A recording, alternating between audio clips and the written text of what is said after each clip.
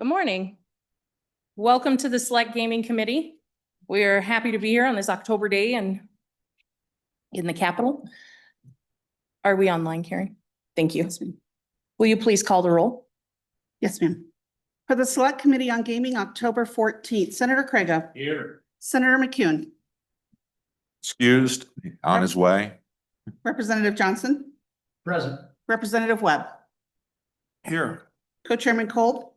Present. Co-Chairman Lean. Here. You have a quorum. Thank you.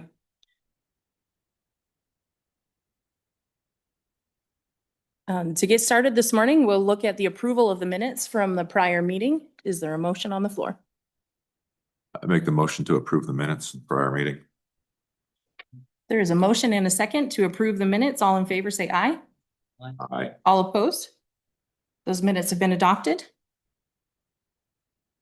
I just want to welcome you this morning to the Select Committee and just remind you that as we are debating, there is decorum among us and that we welcome all public comments. Please try and make sure that they are succinct to the topic at hand, and we will make sure that we have all online and in-person topics to be heard from the public, as this is a very important decision to be made about local control. Co-Chair, any comments? I'll mimic the same. I think what I wanted to add that I wanted to make a motion to change the agenda. The schedule has been changed.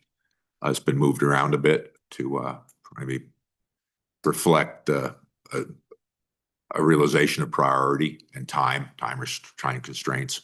So I'd make a motion to approve the new agenda, Madam Chair. Just so the public is aware, that agenda would go to begin with the moratorium, which is LSO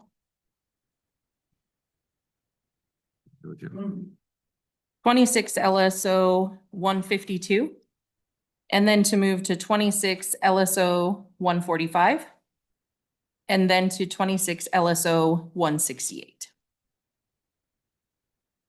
Do I have a second on approving the? Moved and seconded. All in favor, say aye. Aye. Any opposed? The new agenda has been set. We'd like to start this morning with the moratorium bill. Is there anyone from LSO that would like to just walk us through it?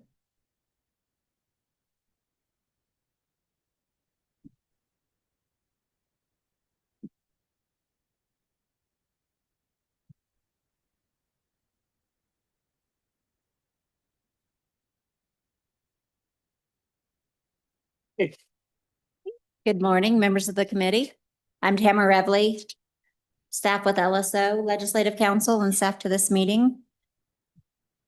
Just as a reminder, at your last meeting, you considered and approved two bills for recommendation to Management Council. Those were 26 LSO 169 gambling amendments and the anti-money laundering bill 26 LSO 146. Today, we're picking up with three bills that all deal with the same subject. And while they could work together, pieces of them could work together, they're somewhat intended to be different options or policy alternatives. Those all deal with historic horse racing or simulcasting and local involvement, as well as other regulation limits. So the agenda has been updated. We'll jump right into maybe one of the shortest of the three is the local control moratorium bill. And what this would do is, you have seen it before. It was in August. It hasn't changed since August. It was moved forward to the next meeting and we didn't get time to consider it in September. So now we're picking it up here. It hasn't changed. It's 26 LSO 152 working draft version 0.4. And it relates to parimutuel wagering on page 1. Provides that it would temporarily prohibit the issuance of new permits to conduct and expand simulcasting as specified, make conforming amendments, and it would provide for a sunset date. Section 1 of the new bill, or of the bill, is a new section to create a temporary prohibition. This would pause three things. It would pause new entrants to simulcasting. It would pause new locations by existing permit holders, and it would pause additional machines above the number permitted. And right now the bill is drafted for a 3-year pause. So notwithstanding any other provision of law, it would begin on April 1st, 2026, which we could expect the bill to either be signed into law if it was enacted this budget session, or it would be effective without the governor's signature within 15 days by April 1st, 2026, and ending March 31st, 2029. The commission shall not, one, issue any new permits to conduct simulcasting, permit any new premises or satellite facilities with historic horse racing terminals, or three, approve an increase in the number of historic horse racing terminals above the number that was approved by the commission on April 1st, 2026. It wouldn't prohibit any existing renewals. If they're not under revocation or suspension, may be renewed as provided in this chapter, but it would prohibit new entrants. It would be effective April 1st, 2029, would be repealed, effective April 1st, 2029. Then on page 3 is the existing conforming languages amendments to statute, section 2, going in and just referencing this moratorium in the areas that reference simulcasting permit.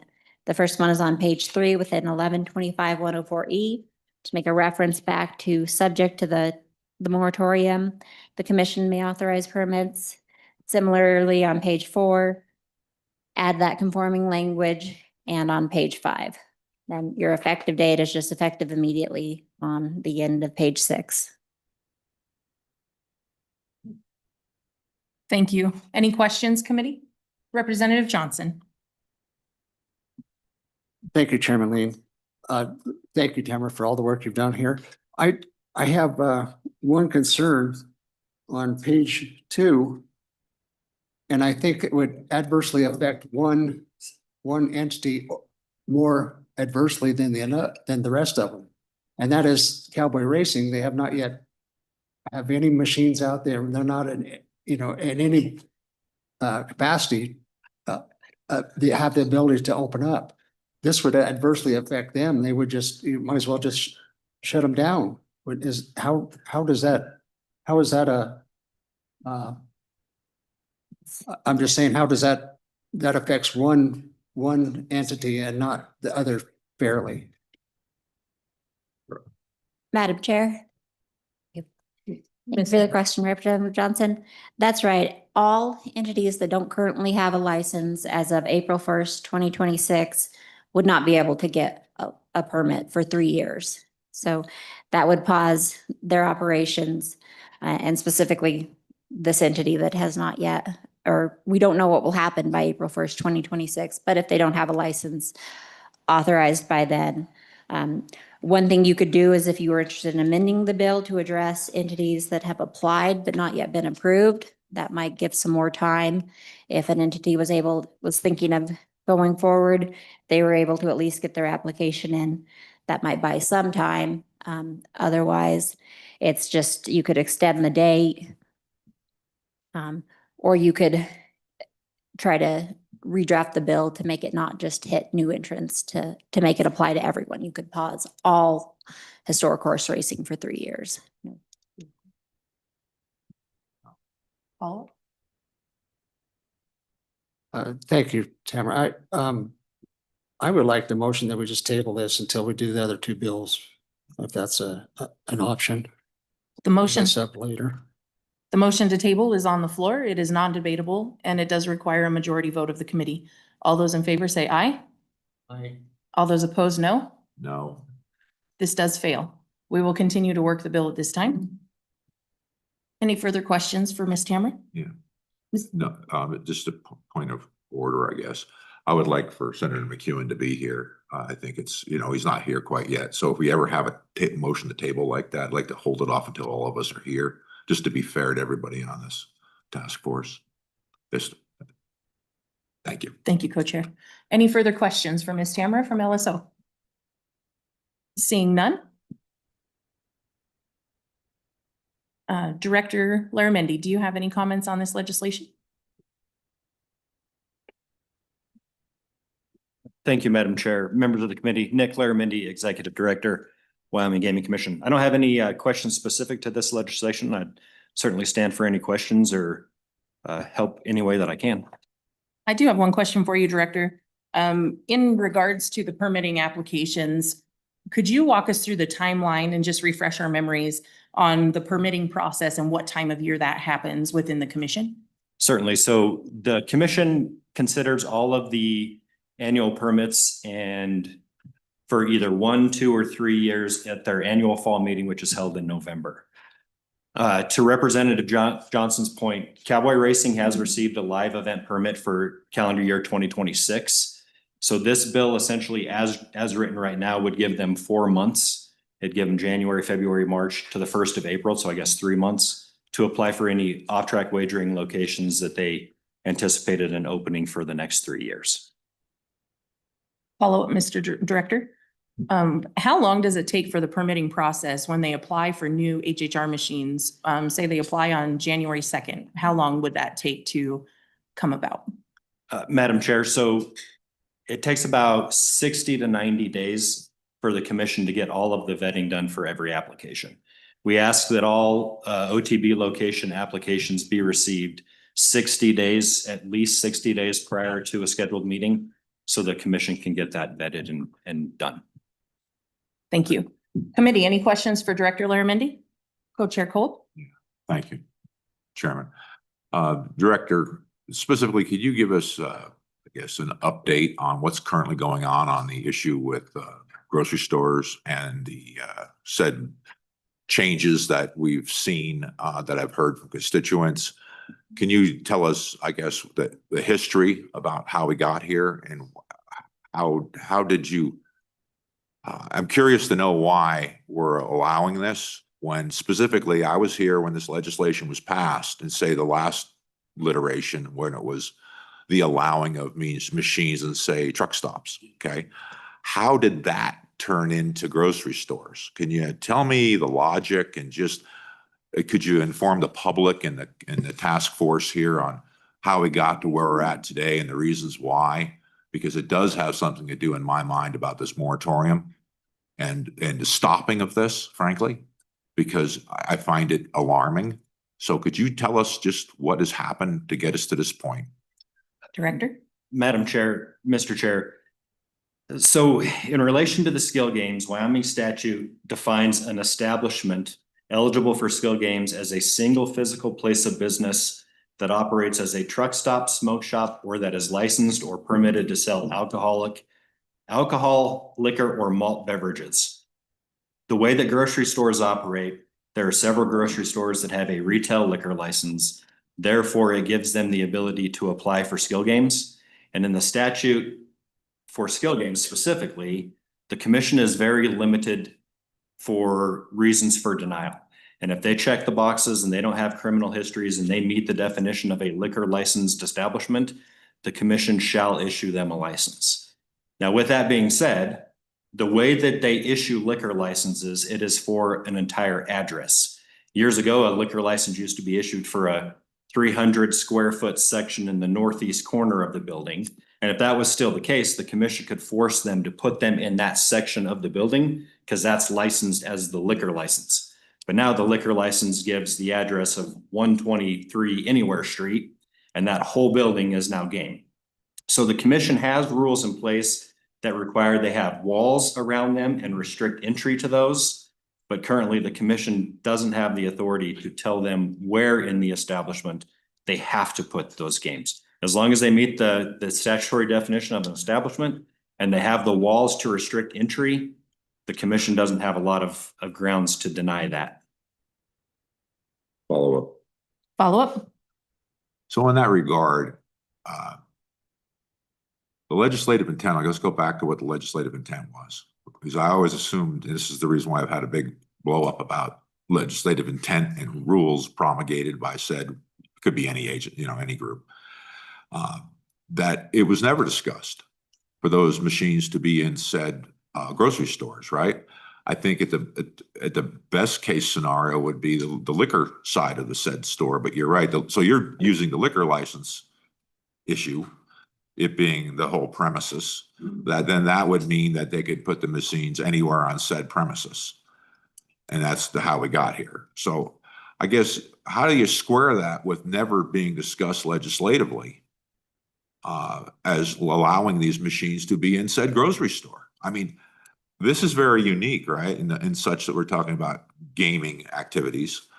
And being that there was never a discussion about this legislatively, and actually the whole heated discussion about it was to be in a truck stop, really. That's really the new area.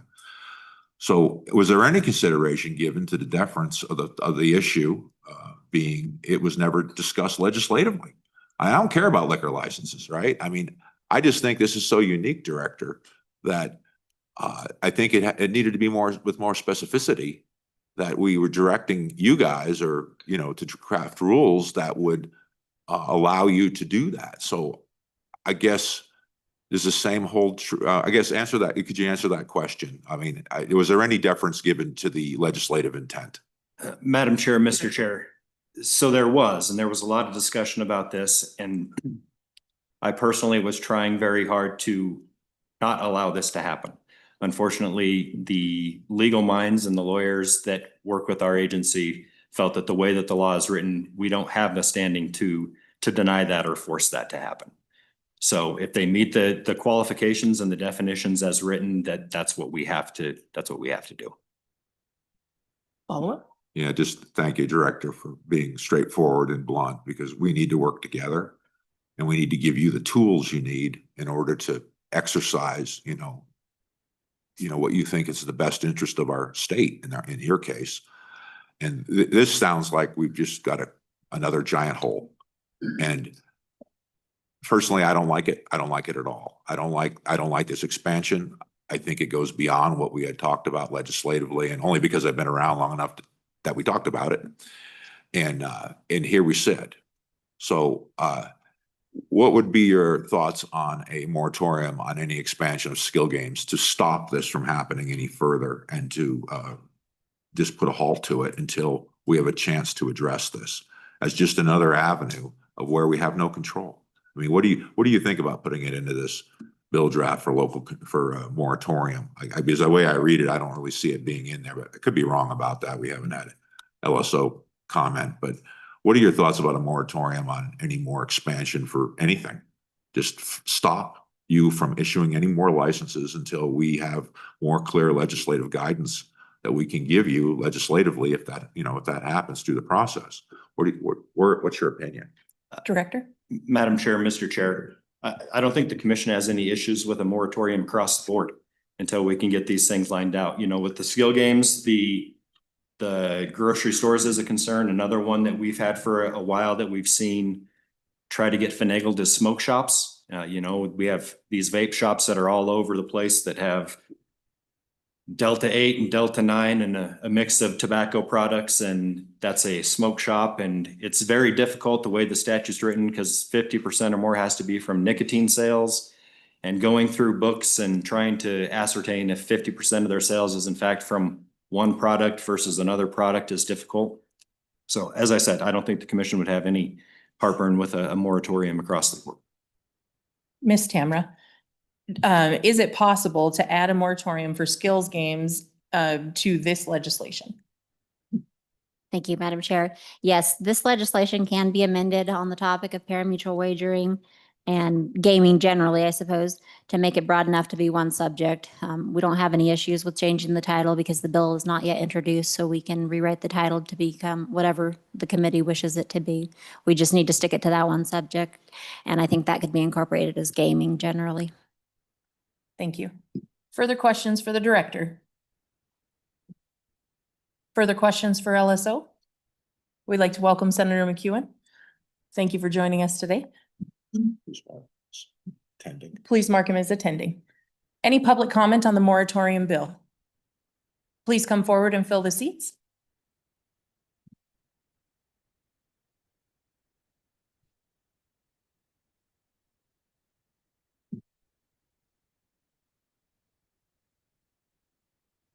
Welcome. Please state your name for the record and give us your thoughts. Good morning, members of the committee. Jonathan Downing appearing on behalf of Cowboy Skill and Pace-O-Matic. Catherine Wilkinson is also joining me on the same. With respect to moratorium, with skill games versus essentially HHROTBs, we already had a moratorium. And so it's at a commission level, you can already address that for some of the other industries as well, if you'd like to go there. But with respect to the grocery stores, we never foresaw that. We don't have games at locations. We don't like that idea. In terms of where grocery stores are located, it's not a place where you should have skill games. And in that respect, we'd be open to working with the committee on looking at, do you go through the packaged liquor side of that license? Or do you go for across the board moratorium? And so last time we had a moratorium, the industry itself, you did not have the ability to transfer licenses between existing small Wyoming businesses. You did not have the ability to do sales between those businesses. And so with respect to moratorium, I'd be a little bit hesitant on that because we're looking at about 6 grocery stores, I believe, right now, one chain. And so, Catherine, I don't know if you'd like to add to that or not. Welcome, Ms. Wilkinson. Thank you, Madam Chairman, members of the committee. Cowboy Skill was not happy at all when we did see a notice. So it was brought to our attention immediately by one of our actual local operators about the grocery stores and what can we do with it. So we would just extend that invitation that we are happy to work with the committee, the Gaming Commission, Governor's Office, about whether or not they can do it through rule, whether or not a bill needs to be made. But we do not have any of our games in grocery stores. And when we were laying this out in statute, it was not something that we did foresee. At that time, it was not common for grocery stores to have liquor licenses, and that was we were trying to put them in age-appropriate restrictive areas. So just wanted to share that information with the committee, and we look forward to working with you on a solution. The only other thing I'd add, Madam Chairman, if you want to be in the grocery business, be in the grocery business. If you want to be in the gaming business and have games within a liquor store over 21 environment, that's where I would look to narrow that focus as far as a moratorium. Thank you, Mr. Downing. Thank you, Ms. Wilkinson. Are there any questions for either Mr. Downing or Ms. Wilkinson? Question. Co-Chair Cole. Yeah, thank you, Chairman. Whoever can answer this, how many transfers would you usually expect normally between operators? Because you said the moratorium would stop that. That'd be an impediment to it. So I guess the average transfer, what have you had in the last couple of years for transfers, just to get an idea? But more importantly, really, if you heard the testimony, the Gaming Commission's hands are tied. They have no choices, which boils down to us. We have limited choices now also, which causes other effects. But so just with that in mind, could you fill me in on how many transfers you might expect to see? How normal is it? How does this business work? I didn't realize there was hardly any transfers that happened, but thank you for your answer. Mr. Downing. Thank you, ma'am. So with transfers, you see them happening fairly routinely. Transfers as far as within businesses changing hands. You also see machine numbers increasing or decreasing in a location. And so if you have a location that is seeing more growth, then you could see it go up to the maximum of 4 machines in that location, or you could see a location where it goes down to 2 machines or 1 machine. And so last time we had a moratorium, and that the industry, as far as the skill game side of the industry, because we're the ones who had asked for sideboards for limits on where you would have games. We essentially had transfers not taking place that was at least a year.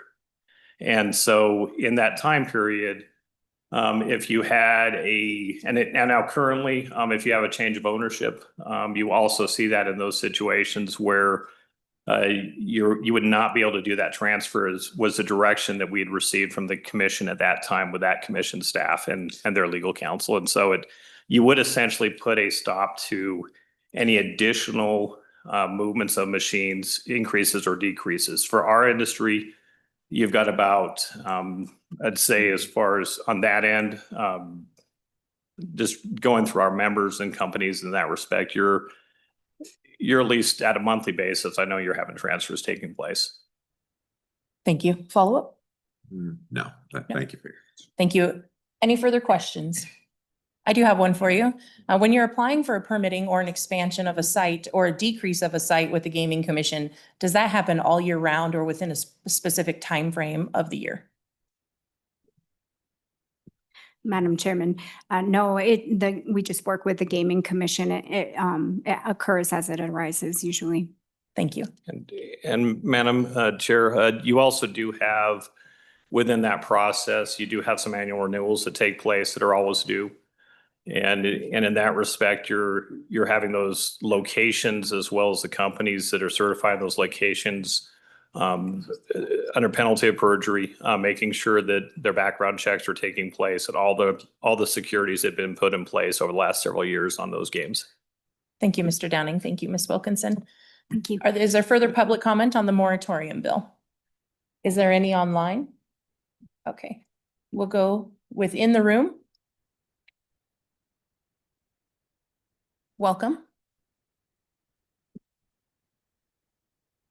Thank you, Madam Chair. My name is Affie Ellis. I'm here today representing Cowboy Racing. We provided extensive testimony on this topic at your hearing in Evanston in August. I just want to remind the committee, and I know these numbers are subject to change, but according to the last location and terminal count that we've looked at, that the Gaming Commission provided, Wyoming Downs has been approved for some 1,800 machines. 307 Horse Racing has been approved for about 1,300 machines. And as you know, they have a joint venture. So together, that's about 3,000 machines combined for that operator. Right. Wyoming Horse Racing similarly has been approved for 2,800 machines. So each operator, about 3,000 machines. Cowboy Racing has applied for 282, literally a tenth of the amount of machines that the other operators currently have been permitted for. We can speak a little bit about where we are in the permitting process. We have not perfected our application. The last action that has been taken on our gaming request occurred last January, where we received approval from the Laramie County Commission.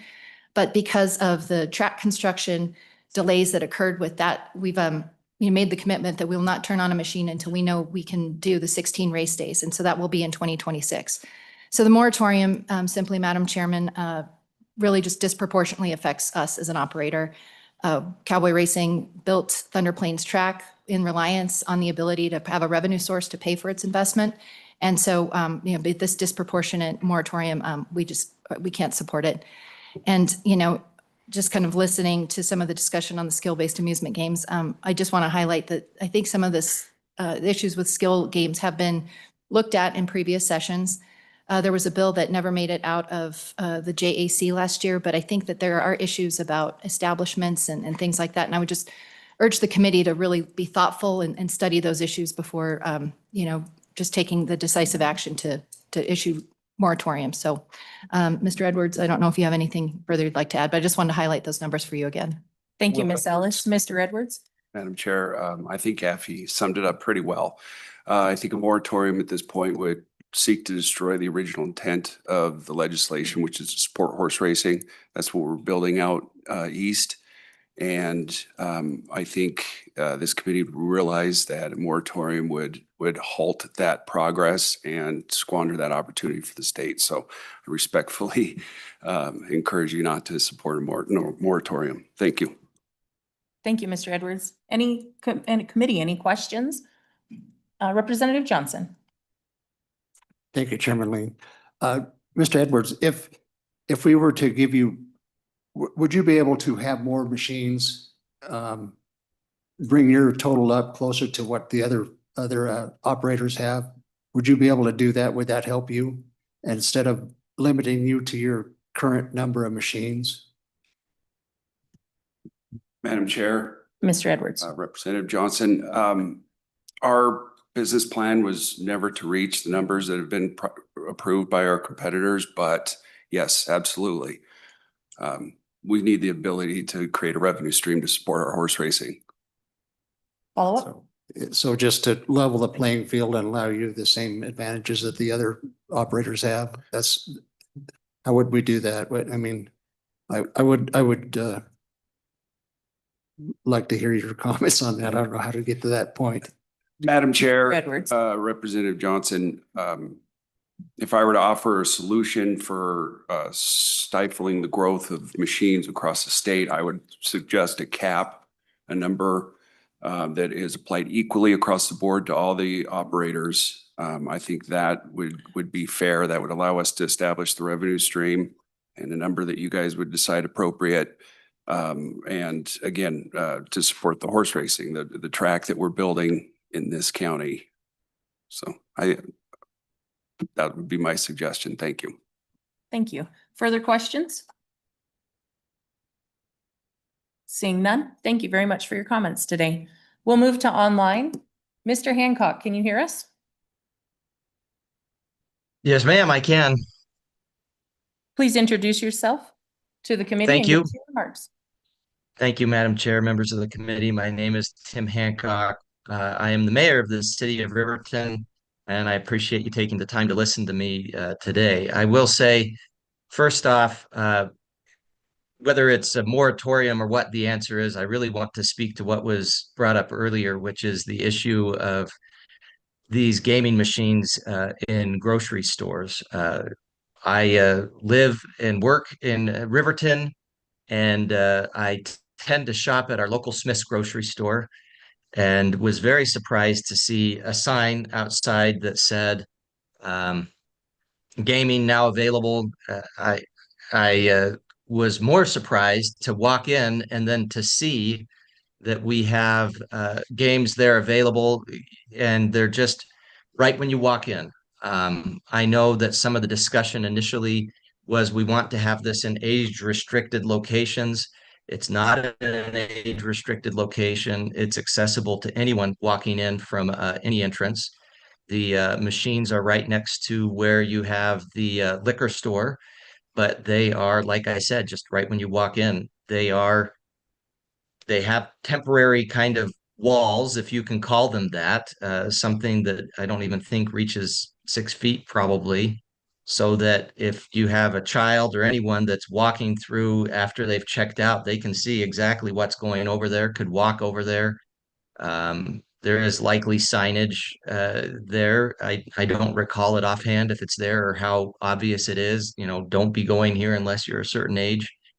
And I apologize that I didn't notice that, but I was stunned to see that.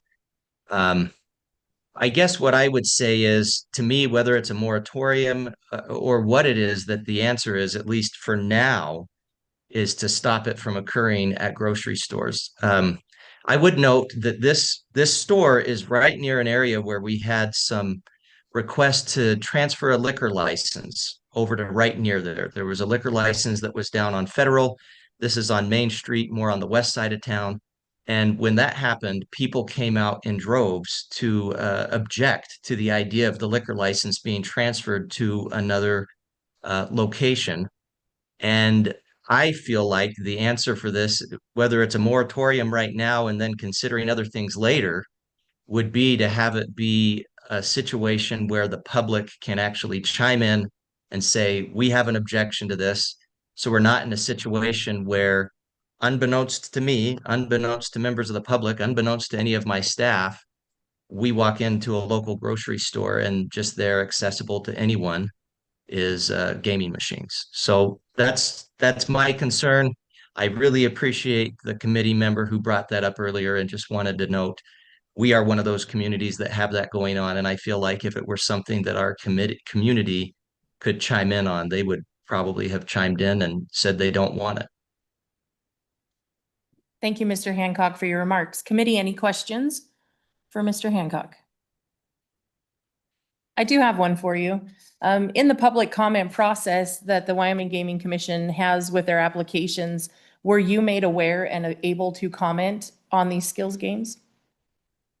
I'm sure I could have, if I were somebody who had realized that this is something that was going on, if I was keeping tabs on what was going on with the Gaming Commission, and if the average citizen of any community would keep tabs on that, sure, they probably would have known of that. Is that something where a letter gets sent out to every person in the community that says, hey, this is something we're looking at and considering? That doesn't happen. So it would have to be me keeping an eye on it and having concern over it, thinking it was an option, as was testified to earlier. I was frankly surprised to see that the way this was interpreted was that it would allow someone to be doing this with a grocery store. That was very surprising to me. Co-Chair Kolb. Yeah, thank you, Chairman. Mayor, So there was no correspondence given to you at any time from the Gaming Commission about any change when it came to the change of authority to operate within, say, a grocery store with skill game machines. You received nothing. No one notified you. You just found out when you walked in the front door of the store. Well, thank you for your Yes, sir. testimony. It's very important that we have local officials like you tell us real stories of things that happen that are impacting your community. And I do appreciate everything you've said. Thank you for testifying. Thank you. Thank you, Mr. Hancock. Is there further online testimony? Madam Chairman, Leslie George is online. Ms. George, can you hear us? Yes, I can hear you. Can you hear me? Yes, please proceed. Madam Chairman, thank you. Members of the committee, hello. Leslie George with Cowboy Skill. I'm an operator in Wyoming. I wanted to just comment on the presence of the skill games in the grocery stores. When we were requesting the regulation of skill games, our group was very specific about where not to go. We were very concerned in the convenience store space in Wyoming that we did not want that public view of games where, you know, kids and frequent. The grocery store look is embarrassing to me as a skill operator. I really want that cleaned up. Perhaps package only liquor license might not be appropriate for skill games in Wyoming as well. Thank you. Thank you, Ms. George. Committee, any questions for Ms. George? Seeing none, thank you for your time today. Thank you. Any further comments in the room or online? Director Larrabindi, the co-chair has a question for you. Co-chair Kolb. Yeah, thank you, Chairman. Director, was there any discussion amongst the Gaming Commission about notification for changes of use, like in this particular case, what we're talking about, the grocery stores? Was there any deference given to notification, or maybe it just isn't one of your rules? Can you help me out with understanding just, I guess, is there a notification process, Director? Madam Chair, Mr. Chair, in this instance, there's not a procedure for notification of the community, strictly because the way that the statute reads, if it checks those boxes, we don't have an option. We have to issue the license. So we haven't done that. That's definitely something that I can put in place, though, to where when we're looking at all of these licenses, that we send letters out and make the, you know, city and counties aware of a new location that's coming in, or that's easily done. And Director, I always appreciate your being candid.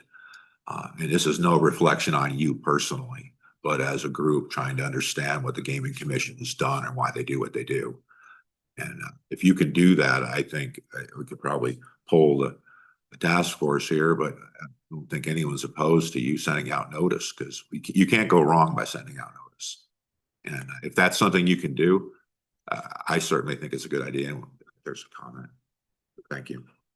Thank you, Co-Chair Kolb. Senator Craigo. Thank you, Madam Chairman. So Director, just to follow up on that a little bit, it's your belief you have statutory authority to send out notice? I'm just trying to get to whether or not you need statutory authority to do that, or if you think it's within your statutory authority already. I mean, the commission can only do what we have said you can do. So I guess my question, just to follow up on that, is that authority there?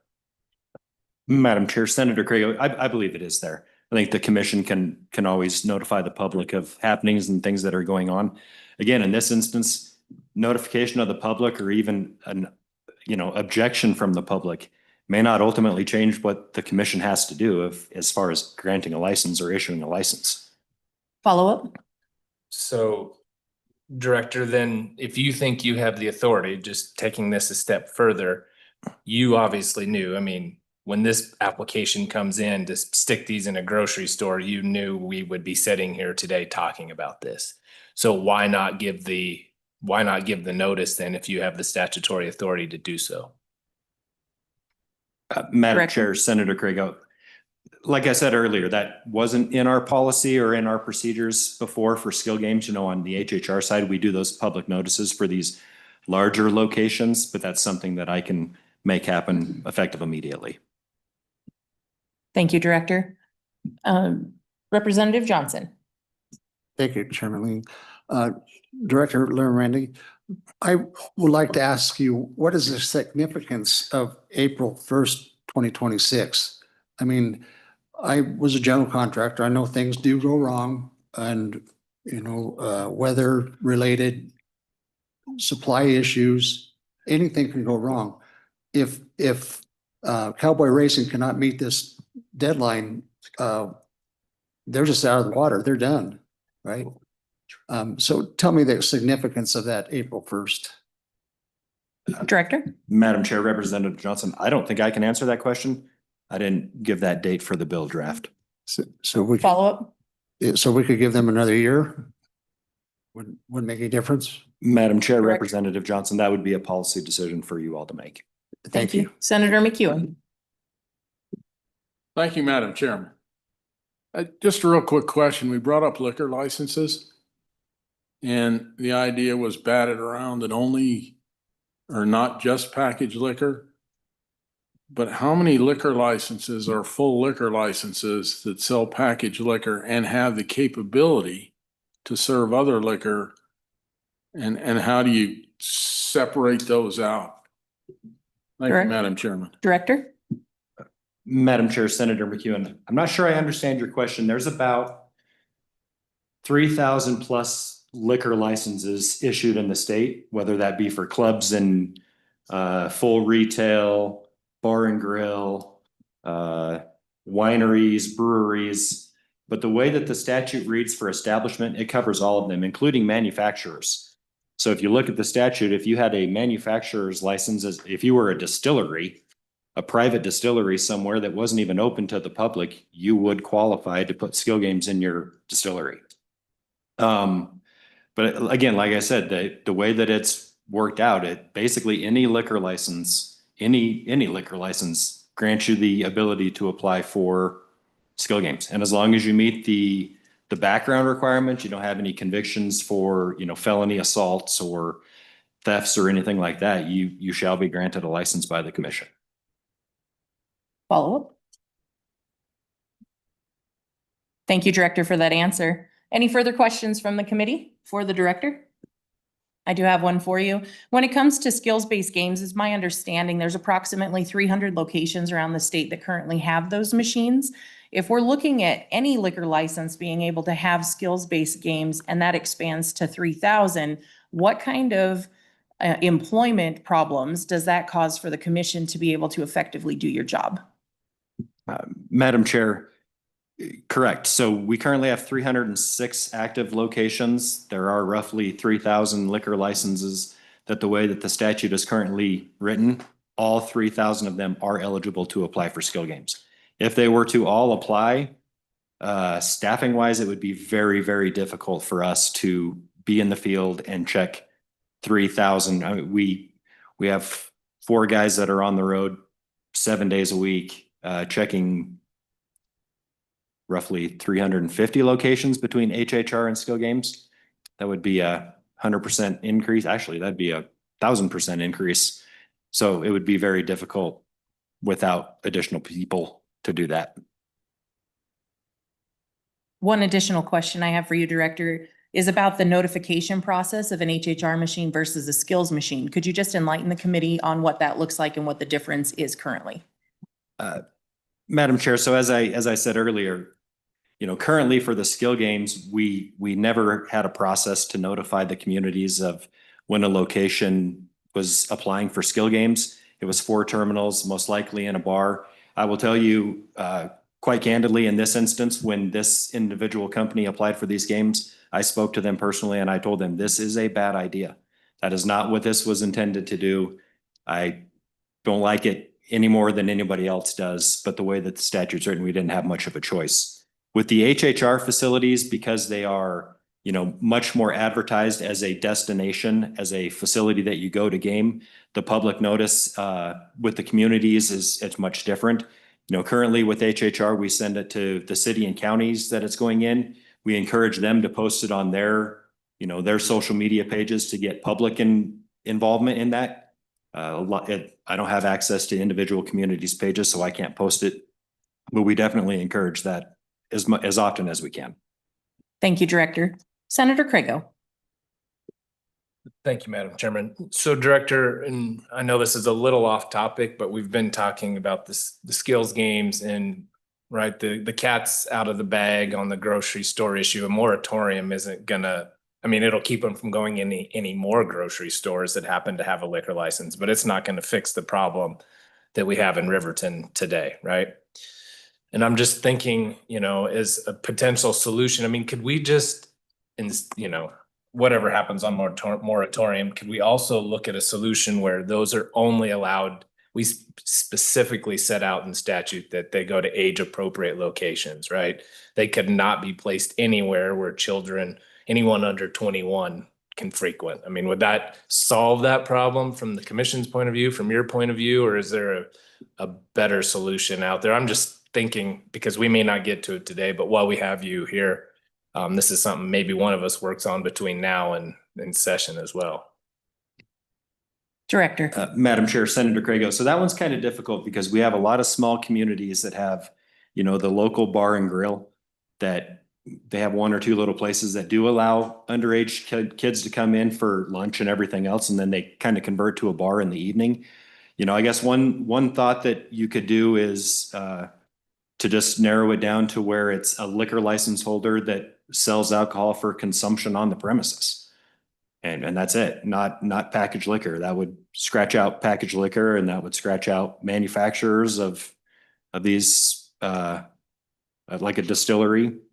But that would keep in play the wineries and the breweries and then your bars and grills. And if they sell it for consumption on site, that would definitely scratch out all of the packaged liquor stores only, which I think that is the big concern, because we have gas stations that have applied as a truck stop, but they don't meet the definition of a truck stop the way it's written. But if they have a liquor license, it's almost a shoe-in for them to go under the purview of a liquor license, and it's just packaged liquor. Thank you. Any further questions for the Director? Representative Webb. I don't know that this is appropriate to the director or just general, just kind of thinking ahead when we're speaking of moratoriums, do we need to divide out the moratoriums, have one for skill games, one for HHR? It's just a thought that I've had. Ms. Tamara, would you like to weigh in? Thank you. We certainly could have two bill drafts, one that applies to skill-based amusement games and one that applies to pari-mutuel wagering, simulcasting, HHR. It's just within the committee's discretion of how they want to combine that policy topic. Follow up? Okay, that's good information. Would it be cleaner if we were to do two? Like I says, I'm just trying to look ahead a little bit so we don't get into a situation where, oh, well, we didn't think of that, and now it's affecting one or the other that we didn't, in a way that we didn't intend for them to be affected. Do you have any thoughts, Ms. Tamara? Thank you. I think the bill draft would just be about a page and a half longer if you decided to combine it into one bill. And you have to remember, it's a budget session coming up. Time is limited. There'll be an introductory vote on every bill. So whether it's cleaner or not, I think is kind of a subjective question. It brings in two different stakeholders and entities that are interested in the bill draft. So you'd have some efficiency in having public comment during your meetings, but it's really just your determination. I think it can fit within one subject by being a moratorium on different types of gaming, if that's what you would like to do. Thank you, Ms. Tamara. As it is a policy decision, please take that under advisement as we begin to work the bill, if the committee chooses to do that. Co-Chair Cole. Yeah, thank you, Mr. Chairman. Yeah, just to be clear, so we got to work the bill. People that aren't familiar with the process, we work the bill, we try to get it into a form that we can all kind of negotiate a position if we have to. And then we decide if that's still an appropriate bill that you want to support. So before we put the cart before the horse here, we want to work the bill and then see where it ends up. And so give it a chance to go through the legislative process here and come out with a product that we want to, then we'll vote on. Then if we want to get a separate bill or we need a separate bill, well, that's a separate subject, right? And we have to draft that, or we'll have an individual bill because this is it. This is our last meeting that we have scheduled. So this is it today. Okay. You realize we're out of time. Okay. So the question, we've heard all these issues that have come up, and you realize, I guess I'll just say openly, that the Gaming Commission has caused this to explode. And it's a time bomb, and there isn't anything we can do to reel back in some of this stuff. But we can certainly stop any more things from happening that we disagree with. You know, like we shouldn't allow this to be so broad that a liquor license gives you the authority that goes beyond statutory intent, which is what I would contend is going on here. But the reality is what it is. They've issued licenses. People have a license. And so now what do? So do we throw out the imperfect for the sake of the perfect? And we say, no, we can't, we don't know too many things going on here. Well, that's for us to kind of work through as a task force to see where we end up, Representative. And it's not easy. Right? It's not easy. And so I think there is a crisis, my opinion, there's a crisis going on here, and that we have to address it. And if we don't address it, we're not doing, a service to our community. And so we'll try to do as best we can, Representative, and I appreciate your comment and your thoughts, because they are real. But we'll try to do the best we can today, and that's all I can offer. That's what I'll try to do, to work with you to come up with a solution. But we're stuck. I see it as a problem, and look forward to discussing it more. Thank you for the comment time, Madam Chair. Thank you, Co-Chair Kolb. Thank you, Director. Any further public comment? And just one more time for online, did anyone join us? I know we're a little out of order today, so I want to make sure that if they do join us a few minutes late, we're not neglecting someone. Thank you for joining us, Mr. Mosier. Thank you, Madam Chairman. Madam Chairman, members of the committee, Mike Mosier, Wyoming State Liquor Association. Sorry I wasn't here earlier, but I'm under restrictions, so I showed up anyway, not psychiatric restrictions, so you guys are fine. A lot of questions came up with liquor licenses. I will cover some of that briefly, and please ask questions because it's rather complex. The number of licenses, there's approximately 1,350, 1,400 liquor licenses issued. That includes manufacturers, malt beverage licenses, et cetera. Of those, there's about 750 full retail licenses.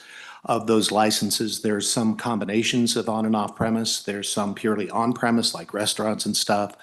And then restaurant licenses, approximately 250, 275, bar and grills, probably about 120. There's a whole bunch of those that haven't been issued.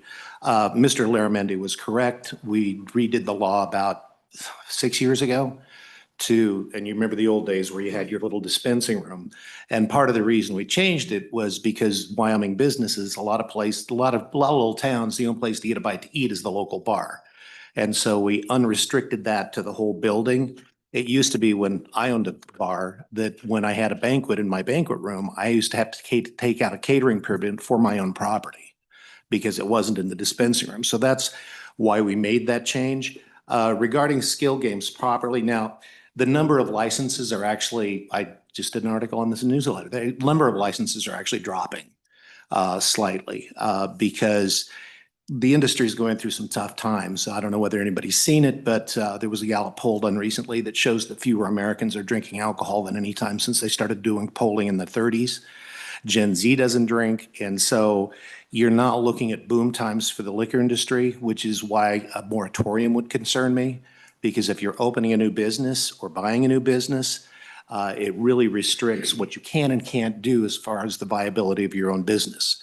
However, I think, and I understand, when I saw the pictures in the town in which the good co-chair resides in with the grocery store, I was mortified. That was not our intent. Liquor license or not, that was not our intent. It really kind of went somewhere, and I was surprised that a corporate chain would allow it, which is why it kind of blew my mind. Now, that being said, we don't want them in grocery stores. I think everybody's okay with that. The question is whether we're better off with sideboards or expanded sideboards rather than a strict moratorium. For example, we have sideboards for tobacco licenses, 50%. So the question is would sideboards be appropriate if you said less than 80% of your sales or 80% of your sales are in something besides alcohol? Because that would preclude a lot of the smaller restaurants that really don't do much of alcohol, but that would also preclude grocery store chains or big box stores. I mean, it's not just grocery store chains. Some big box stores, which I will not mention, have packaged liquor licenses as well. And I don't think you want Skill Games in that big chain that starts with a W. And so, or any other. And so that would be my suggestion, would be the idea of looking at sideboards rather than a strict moratorium, which might limit small businesses' capacity to expand or be successful. If I buy somebody's restaurant license or bar and grill license or their full retail license, I would like to have the leeway of being able to reduce the machines, add machines, whatever. I don't think we want to restrict small businesses' ability to make that decision. But I do agree wholeheartedly that we do not want Skill Games or any other gaming device in the establishments that we were talking about. And so I think especially since we already have percentages involved with the smoke shops, I think it's something we can address through sideboards rather than a strict moratorium. The public notice that Mr. Laramendi and I believe Mr. Co-Chair and several of the others talked about, I think that's awesome.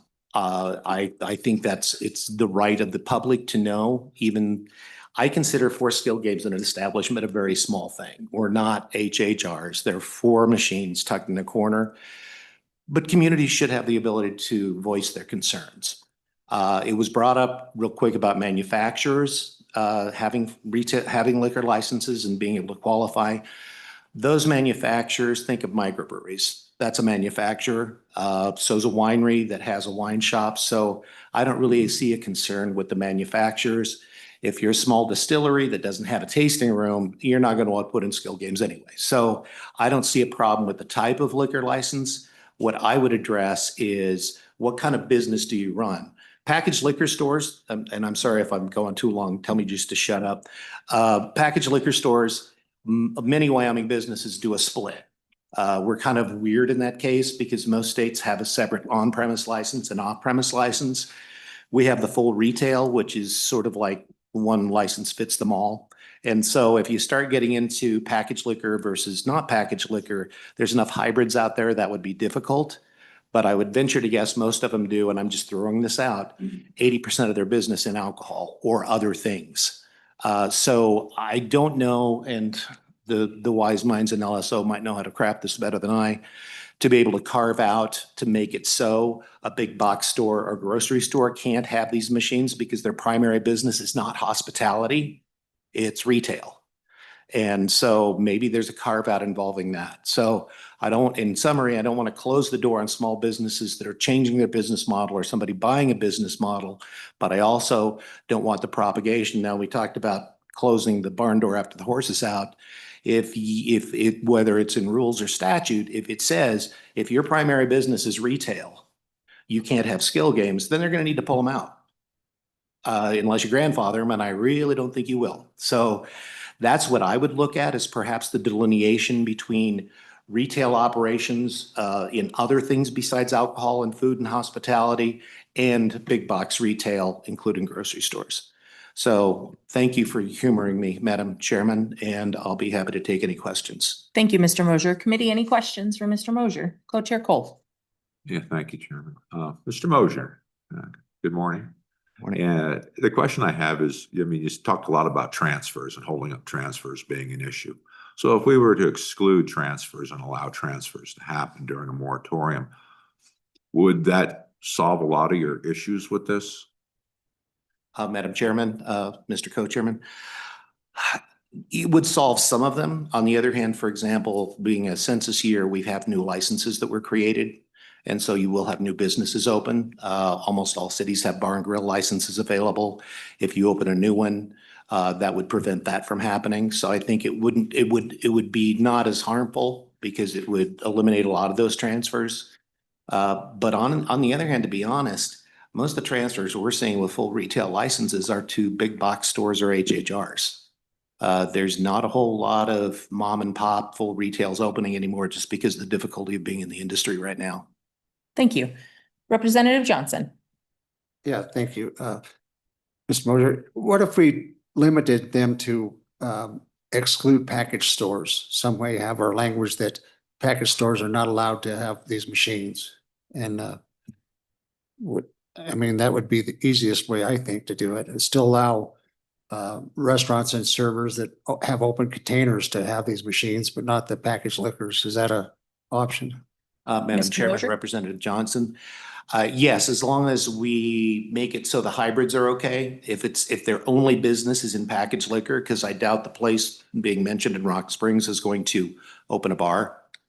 So if their only business is in off-premise in packaged liquor, I honestly, off the top of my head, and I don't hang out in bars as much as people think I do, but I can't think of a packaged liquor store that has skill games.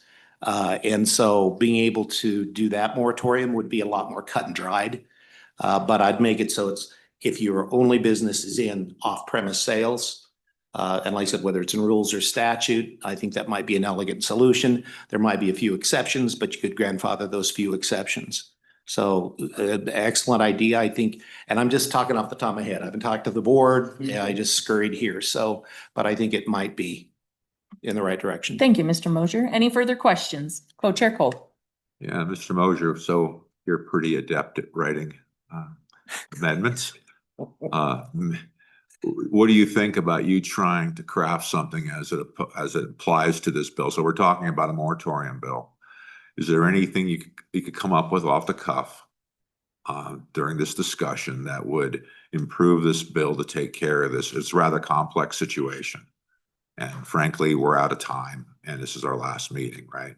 So I don't know if you can come up with something. Maybe it's a lot to ask, but you've done a good job in the past, and I'll give you, so I guess I'll go by what I know in the past.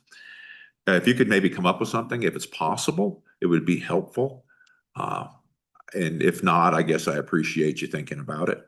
Thank you, Mr. Mosher. Madam Chairman, Mr. Co-Chairman, I would be glad to bear in mind that the only that I've never been able to pass a bar, whether physical or legal. So I can get my crayons out and see what I can draft up.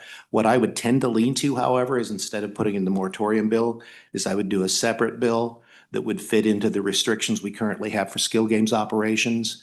And if it's okay with everybody, exclude off-premise locations, purely off-premise locations, instead of putting it in the moratorium language and have an independently sponsored bill.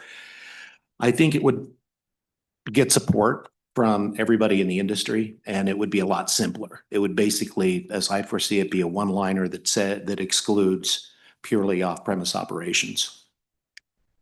Thank you, Mr. Mosher. Any further questions? Thank you for your comments today, and thank you for working on that tentative amendment.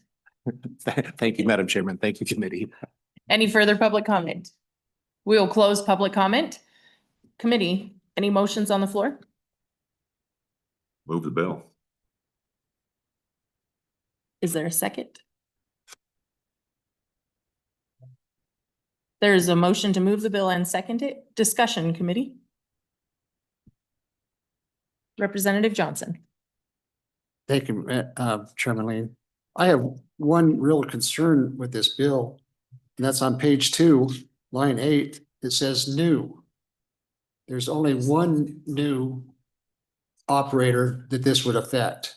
And I think this would be unconstitutional to pass this bill as it is written. Thank you. Thank you. Further comments from the committee? Co-Chair Culp. I think we're faced with a lot of new information, and obviously this is a broad bill. This bill was put forth as the idea that if all else failed with these other local control bills, that we would slow down the growth of the industry and reevaluate. It was never the intent that people would be treated differently, unfairly. Like if you had, what is about the number of skill games or the number of machines for HHR? The number of machines for HHR, I never envision that we would disadvantage anybody in the current market. And that would be, it'd be a broad number. In other words, whatever, 1,800 machines, whatever it might be. But it would apply to all people involved with the track, regardless of what they currently have. It would be a cap that would be equal. So it wouldn't be anything. It said it'd be equal treatment for everybody. That would be the goal. Now, that all being said, I think I've heard a lot of things today about the grocery stores and the machines, which is frankly very alarming to me. I'm very concerned that, my thought process tells me that we never intended this to happen. And yet, through a convoluted way of looking at liquor law, now all of a sudden we find everybody in the business, which is a problem. It's very, very, very problematic. The problem is that it's going to be a flood.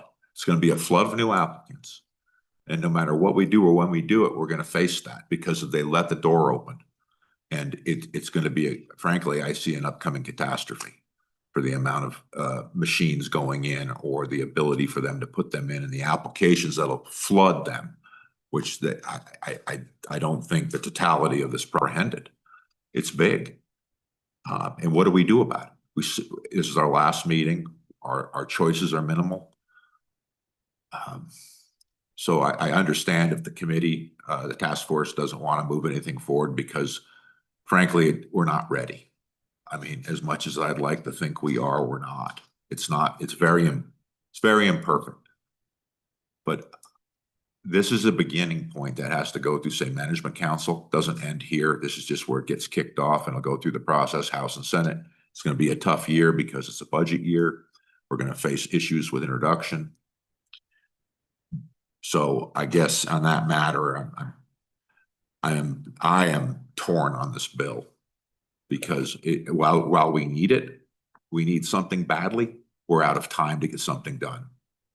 So I just wanted to put that out there as just in my world where I'm at, I think it's important that we do something. However, at this point, it's a problem. This bill's a problem. Draft.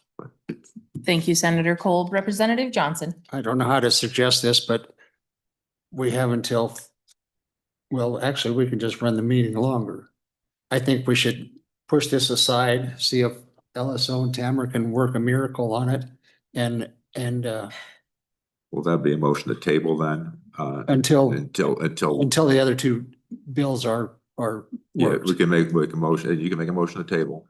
We can vote on that and then it'll give LSO time if that's the direction of our chairman. I think we need time today. Would then help us later on. So thank you. Senator Trago. I was gonna say, it sounds like a motion for a miracle. Is what it sounded like. It's a miracle motion.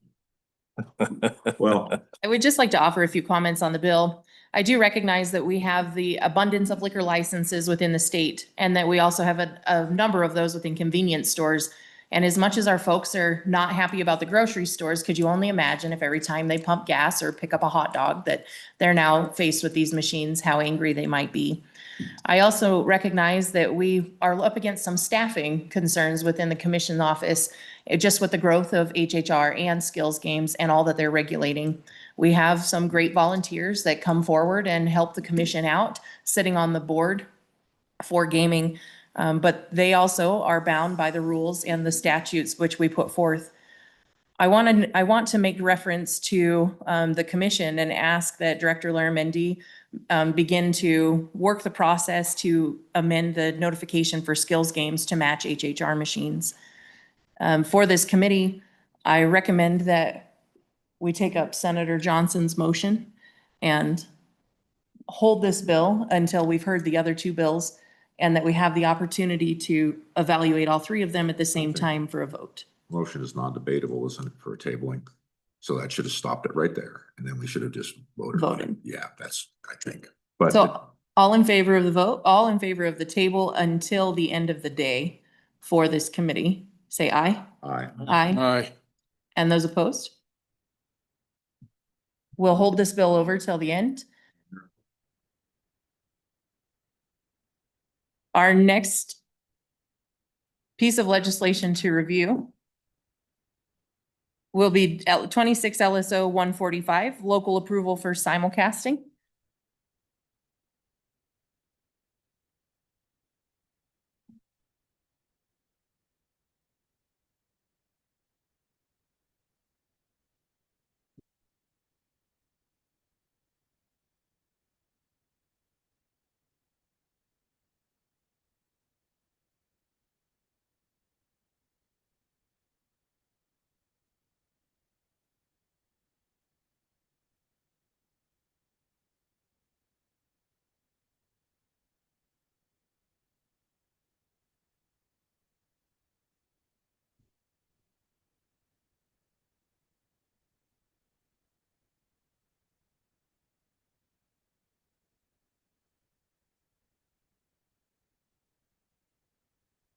When you're ready, Ms. Tamara.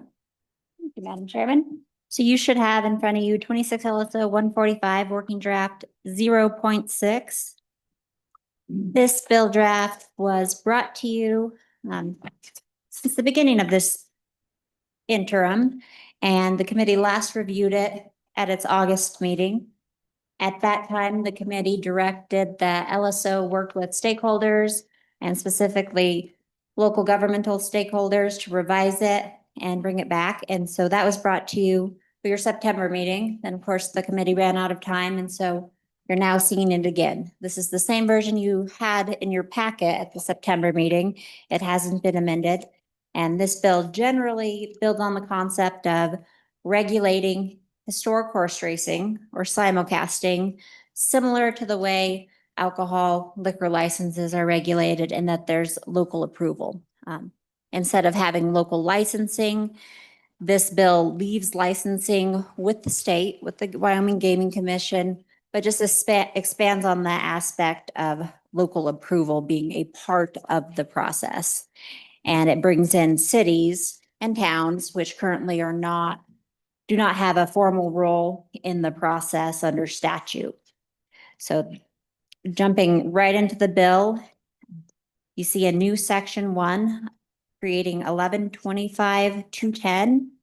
This would be a new place for simulcasting, a new section for simulcasting to live, because right now it's sort of mixed into a couple places in statute. And the bill would recreate some existing law, would repeal some law, and then it would bring in a lot of new law about local approval. This new section, subsection A, is an existing requirement that simulcasting shall be conducted only by persons that are already holding a simulcasting permit that have been approved by the local approving authority.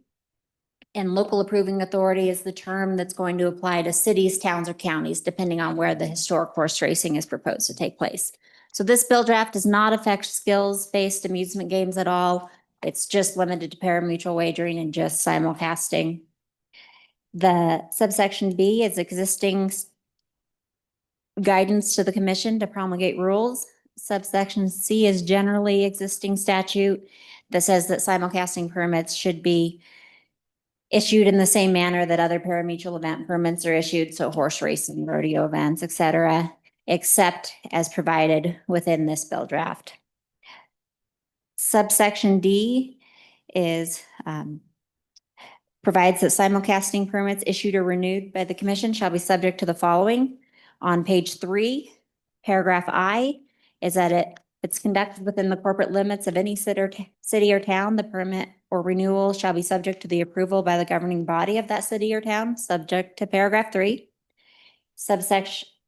Paragraph 2 is that if it's going to be conducted outside of the corporate limits of any city or town, it would be subject to the approval by the Board of County Commissioners. And then the new paragraph 3, this was in the last bill draft, but this was the change that we had not yet been able to discuss. This was the change that was worked out between stakeholders, cities, towns, and counties to propose an option that may work for them. And that's if the simulcasting will be conducted within the corporate city limits of any city or town, the permit or renewal shall be subject to review and objection by the Board of County Commissioners. And if it will be conducted within a half mile of the corporate limits of any city that has exercised the authority granted in 15.3.202B2, which is extraterritorial jurisdiction, that it would be subject to review and objection by the governing body of that city or town. So this is how cities and towns and counties would sort of work together to still have a little bit of input in permits that happen within areas that they govern or that they share a boundary with. That sort of compromise approach between cities, towns, and counties continues on page 4 and just discusses the written objection would be required, be 30 days, and there would be a public sort of aspect. It would have to be, the objection would have to be addressed by the local approving authority by placing it on a public agenda, considering written findings and taking formal actions to either sustain, modify, or overrule the objection. And then moving on to paragraph 4, this says that a simulcasting permit or renewal shall be issued by the commission only to an applicant authorized to conduct a parimutuel event other than simulcasting. That's existing law, just recreated here. You have to have a live event permit in order to get a simulcasting permit under existing statute. There's a staff comment on the bottom of page 4, which discusses the fact that the bill draft doesn't recreate the 100-mile limitation, the 100-mile rule. It's repealed with other subsections that are otherwise recreated here. And so you can see that language that provides for the 100-mile limitation, and then a staff comment on page 5. If you want to put the 100-mile limitation back in, you can put it in verbatim as it exists in current statute, or you could tweak it a little bit to better match what has been interpreted as the legislative intent and how it operates under existing rule and Attorney General guidance, which is that no simulcasting may be conducted within 100 miles of any live parimutuel event permit under this act, except during the time the event is being held. And subsection E deals with the application process. This would direct how entities apply for an application or renewal. They would file it with a local approving authority, and they would continue to still do the entire process through the commission as well. But for the local approval part, they would pay an amount sufficient to cover the actual cost of publication and notice. And I'm on page 6. They would need to identify in the application the location they plan to operate in, where they will conduct simulcasting, and the number of historic horse racing terminals they plan to have permitted. Subsection F deals with city, towns, and counties duties. After they receive an approval or renewal application, they would need to prepare notice. Right now, it says they would publish that notice in a newspaper of local circulation, which is a copy, a carryover from the liquor licensing statute. And I think if you move forward with this bill draft, you will want to change that to general circulation to match the other areas of statute, which is at least a little bit broader. And moving on from the notice requirement, on page 7 is subsection G. This is the new authorities for locals. Right now, under existing law, counties may grant approval, must grant approval for historic horse racing to happen in their county. And of course, this is after voters have generally authorized parimutuel wagering as a concept, live racing, et cetera. The Wyoming Supreme Court has interpreted that that approval authority doesn't include any revocation authority. And so this statute would change the status quo by allowing subsection G, by allowing some new authority to impose reasonable conditions, to revoke a permit, and just details how they would apply for that and how they would process those applications. Paragraph 1 is that they would need to have a meeting. Paragraph 2 is that they could not impose a condition or change a condition that's within the jurisdiction of the state, within the commission. 3 is that they may impose reasonable conditions which shall be negotiated in good faith, which include the following: schedule of operating hours that can't be more restrictive than liquor license hours, a designation of areas within the premises. It's on page 8. Paragraph 4 is that they may modify any condition only upon a showing of good cause. Paragraph 5 is that they'll shall grant it for the same term as is granted by the commission. So 3 years, try to match up those dates. Paragraph 6 is issue written findings if the application is denied. Paragraph 7 is that they shall have the right to revoke approval or deny a renewal only for good cause, which shall be limited to any of the following. These are the conditions in which a city, town, or county could revoke a simulcasting permit, and A is a breach of reasonable condition that's imposed. And if the license holder fails to take reasonable steps to cure the breach within 10 business days or the date agreed upon. B is notification from the commission that the permit holder has acted in violation of Wyoming gaming laws. And C is failure to demonstrate commencement of simulcasting within 2 years at the location, except that they can ask for another year. This does differ quite a bit from the liquor license provisions, which grant more authority, more broadly, grant a city, town, or county to deny a liquor license. And that statute that exists for liquor licensures, those conditions are listed out for you in the staff comment on the top of page 10. Subsection H deals with appeals by an existing simulcasting permit holder that they may appeal a denial of renewal or revocation to the district court in the county where the permitted premises are located, and that during the pendency of that appeal, the approval for the person to conduct simulcasting would continue. That's based on liquor licensing statutes. Page 11 is that no applicant for a new simulcasting permit would have that right of appeal from the decision of the local approving authority. That's also based on the liquor license statute. Subsection K was amended after your discussion in the August meeting, just to clarify how that was intended to be written. This was a committee amendment that came in during session when this was a bill draft during last session by the travel committee. Just the committee gave some direction on how they wanted cleaned up. And that's K, a change in the location of a simulcasting by an existing simulcasting permit holder shall be treated by the commission as a renewal of the simulcasting permit and shall require approval by the local approving authority. So if they're changing the location, treat it as a new application. Then on page 12, you have section 2, your conforming provisions.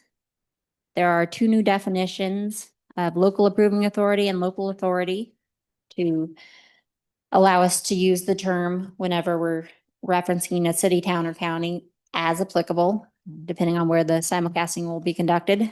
Page 13 is that change to the steward rule that attempts to clean up an issue identified concerning whether stewards need to be present at historic horse racing locations.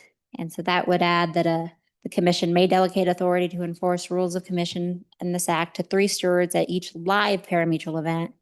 So that way they're not interpreting that you need 3 stewards at each historic horse racing terminal or location.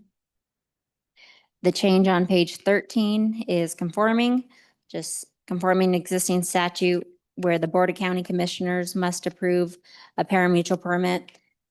Now that we're bringing in cities and towns and counties, that's a conforming amendment to reference that statute. Section 3 is the repealer.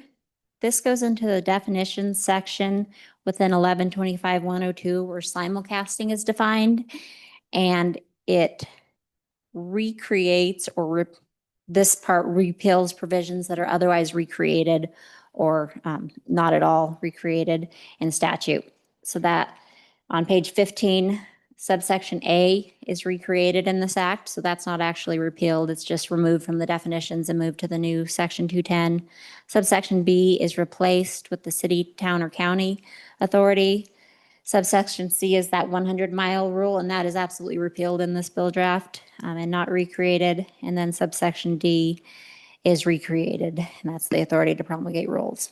The effective dates, the act would generally be effective July 1st, 2026, but subsection 4 does provide for applicability, and it allows any entity holding a simulcasting permit to be authorized to continue under their existing terms and conditions for 1 year. And then on and after July 1st, 2027, a person holding a simulcasting permit would be subject to the act. So there'd be 1 year to come in compliance with any requirements. That last sentence on page 16, lines 12 through 16 does clarify that a city, town, or county may deny or withhold approval of a simulcasting facility that's already permitted only for a showing of good cause. So you have to realize that you're bringing in cities and towns and you're giving counties a authority that they've never had, where there's existing permit holders. This clarifies that you can only change their rights for a showing of good cause that's as specified in the act. So I'll stand for any questions on the bill draft. Thank you, Ms. Tamara. Committee, any questions for LSO? I do have one for you. Here at the very end on page 16, where it says good cause, could you give me an example by which a city, town, or county might be able to pull a license? Thank you. Yes, let me reference that statute specifically that's created in this bill. It's 1125-210G8.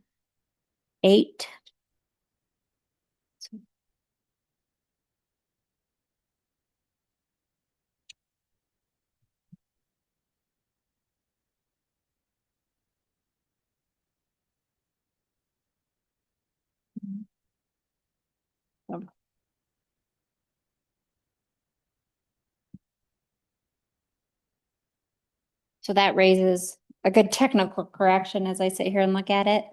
That should be good cause is specified in G7, and that's on page 8. It begins on line 17. It says that a city, town, or county shall have the right to revoke an approval or deny a renewal only for good cause, which are those 3 things that are listed out. 1 is a breach of a reasonable condition that's imposed. B is notification that from the commission that a gaming law has been violated. C is failure to demonstrate commencement of simulcasting. So those good cause conditions are carried over from the bill draft that was considered by the full legislature last year. And an example of that might be if the hours of operation were being violated, an entity were open past the hours that they're allowed to be for liquor licenses, so they were running 24 hours a day or something like that. Or if the commission notifies the city, town, or county that they're actually pursuing some sort of criminal charges or some sort of violation of licensure charges against the entity because there's been a violation of statute. The third one that's listed out is, they just don't get their building and their operations running within 2 years or within that additional year if granted. Thank you. Co-Chair Cole. Thank you, Jim. This goes towards the definition or the question about good cause. For a reason for the denial would there be under good cause the scenario where the local authority having jurisdiction, city council or board of county commissioners in this case, would say, we don't think it's in the best interest of our constituents. They've reached out to us and we don't like this anymore. And we want you to rescind this said permit request or not approve the permit renewal, probably in most cases. Is that a valid reason or a good cause, Tamara? What is that give them the ability to deny under the scenario where their local constituents do not agree? Is that justification enough for denial is my question. Ms. Tamara. Thank you. As drafted in this bill draft, that would not be a reason. For liquor licenses, and that is sort of where the bill originally started last interim, that would be good cause was broad. This bill draft was worked through the process, and now as it came back into this committee, these words are very important on page 8, lines 18 and 19. Shall have the right to revoke approval or deny renewal only for good cause, which shall be limited to any of the following. And so these A, B, and C are the only instances of good cause that are intended to allow an entity to revoke.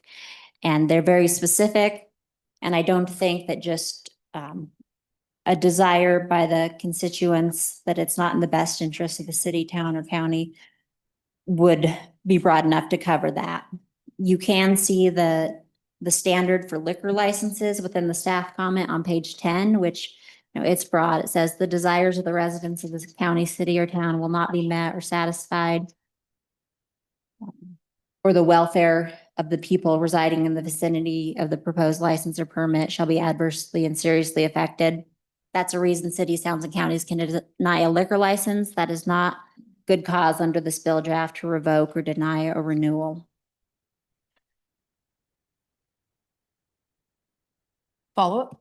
So to be clear then, this won't help us if the local authority having the cities, towns, and counties, I'll just say it that way. If they don't want to continue anymore with gaming, they don't have a reason for denial. Basically, they're stuck approving the license. If the only reason they have is that the constituents don't like gaming anymore, just using just a common way of saying it. So that there's no off ramp here for them to deny a permit, but beyond a legal issue of, say, how you don't conduct your business during the right business hours. That would be a reason, right? But nothing to do with the community standards. Maybe I'll say it that way. If the community standards changed and they no longer wish to have another venue, that they couldn't deny. Is that correct, Tamara? Ms. Tamara? Madam Chair. Co-Chairman Colby, yes, I think that's right. This, I guess, to keep in mind, this is only limited to existing approvals or renewals. This deals with revocation and saying no to a renewal application. So for new permit holders or new applicants trying to get in the business, cities, towns, and counties have more ability, more discretion to say no.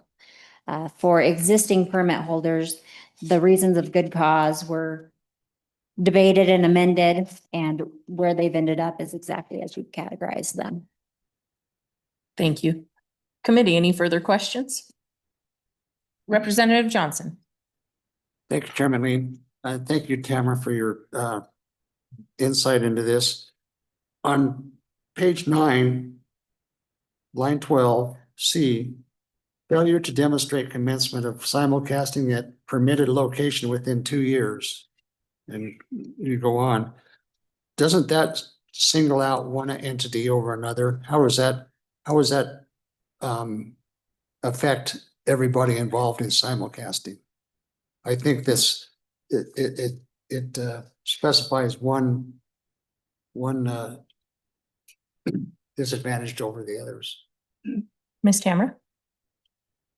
Thank you, Co-Chairman. Yes, I think that the statute is neutral, that it does affect every entity looking to be permitted in the future, but the status quo as it exists now is there's one entity that is in the approval process, and so that would specifically affect them. There would be 2 years to demonstrate commencement, or upon a showing of good cause, they could have 1 additional year. So up to 3 years to actually get the simulcasting up and running. There would be nothing that would prohibit the entity from applying again after 3 years if their permit was revoked. This is simply saying for a permit that's issued, there's 3 years with good cause in that extension to begin operations. Any further questions? I do have one. Is there a good place in this bill that if we wanted to pull the caps and put them in with the permitting process, that we could insert that?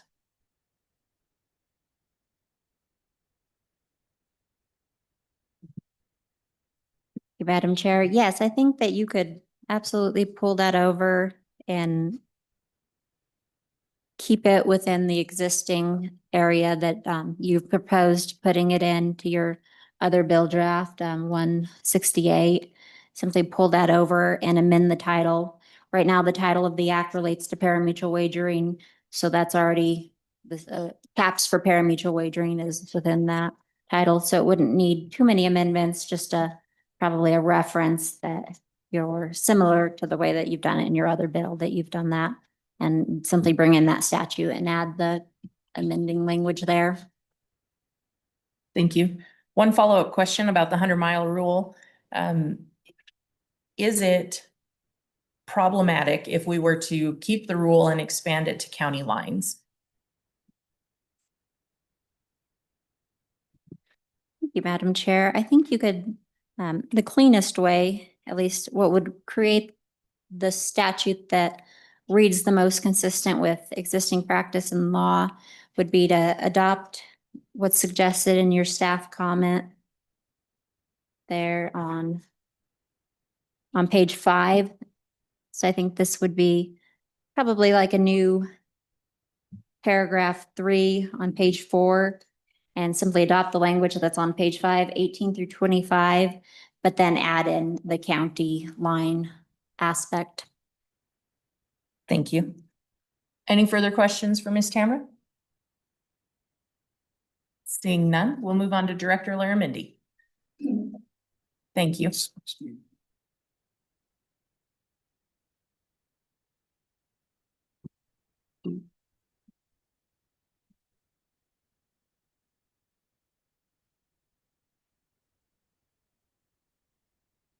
Director, any of the commission's thoughts on this bill?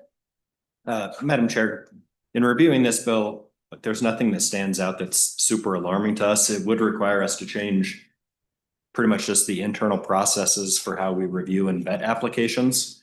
That's nothing that's too problematic. I did have one comment, but I should probably wait till Representative Johnson comes back to address the 2-year issue. Other than that, Madam Chair, I don't see anything really alarming in this bill from the commission standpoint. Thank you, Director. He liked all of those comments.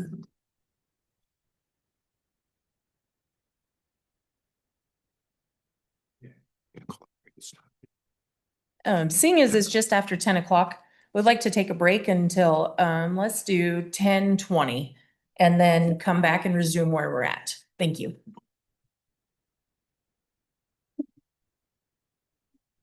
Not giving you a chance to come back.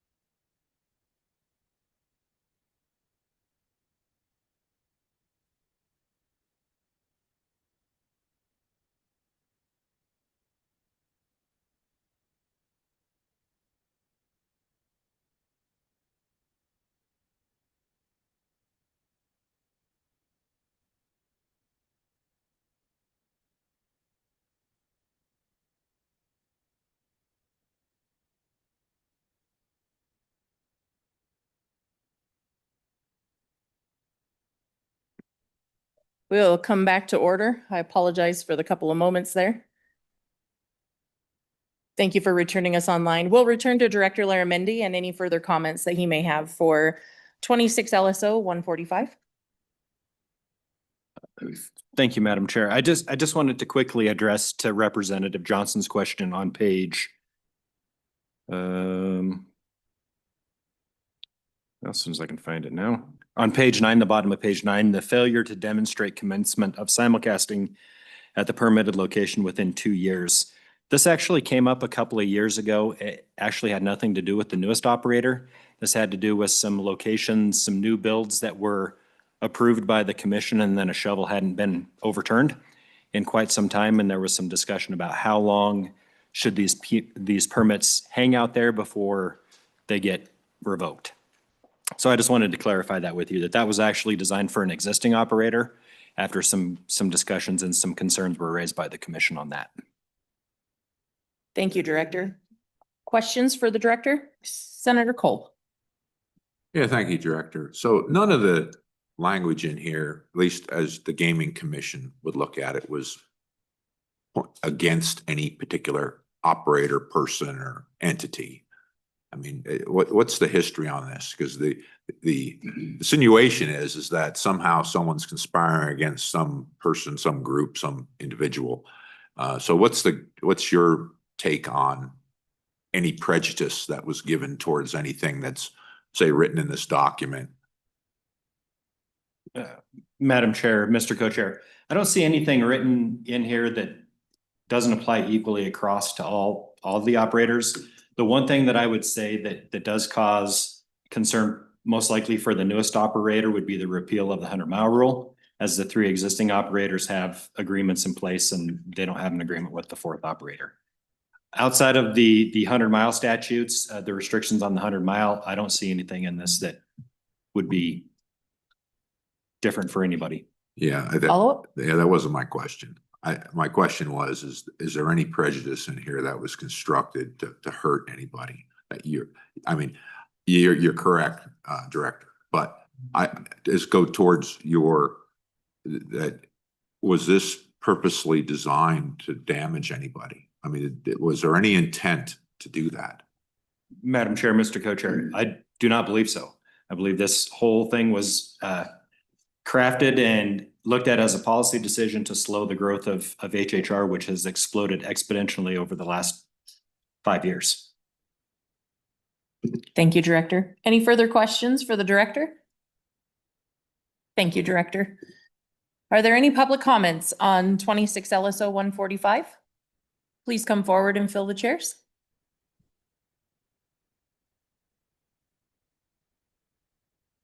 Mr. Edwards, Ms. Ellis, welcome.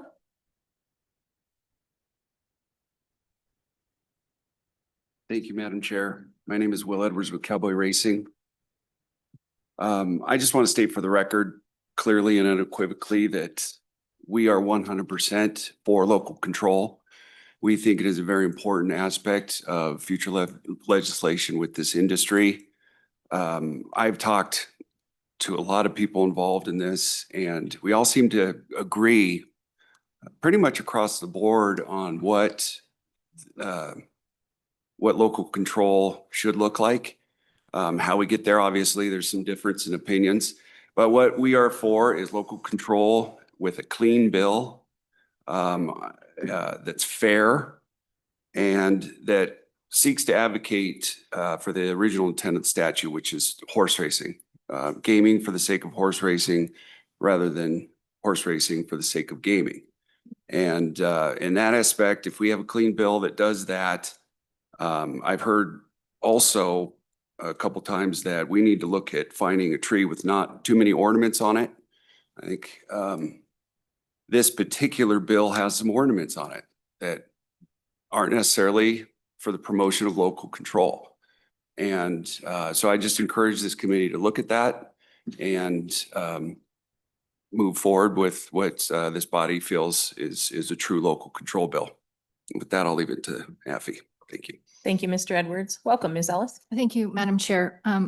Just kind of building off of what Mr. Edwards just provided to you.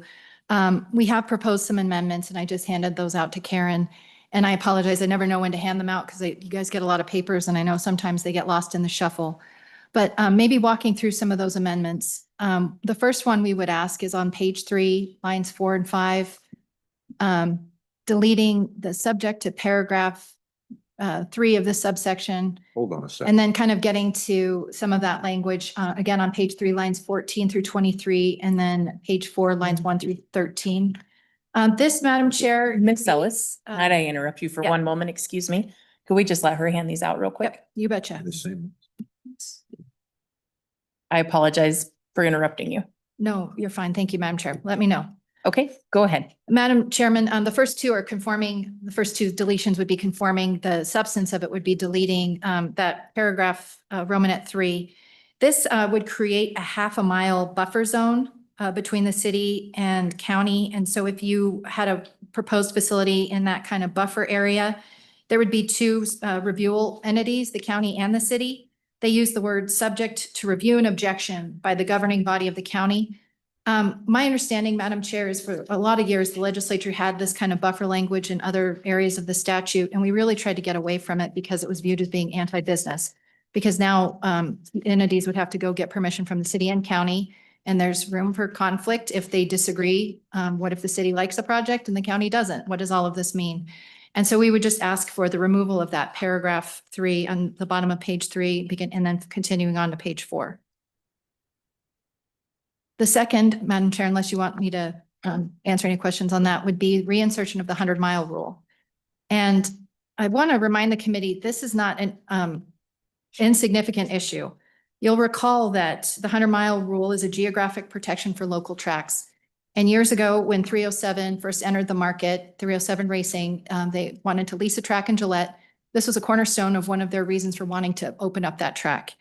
And so at the time, the response in the legislature, some of their competitors said, you know, how about we just get rid of this 100-mile rule? And there was a big repeal bill that made it, was discussed in the House and defeated. And so I just want to remind the committee of that rule. This has been tried before.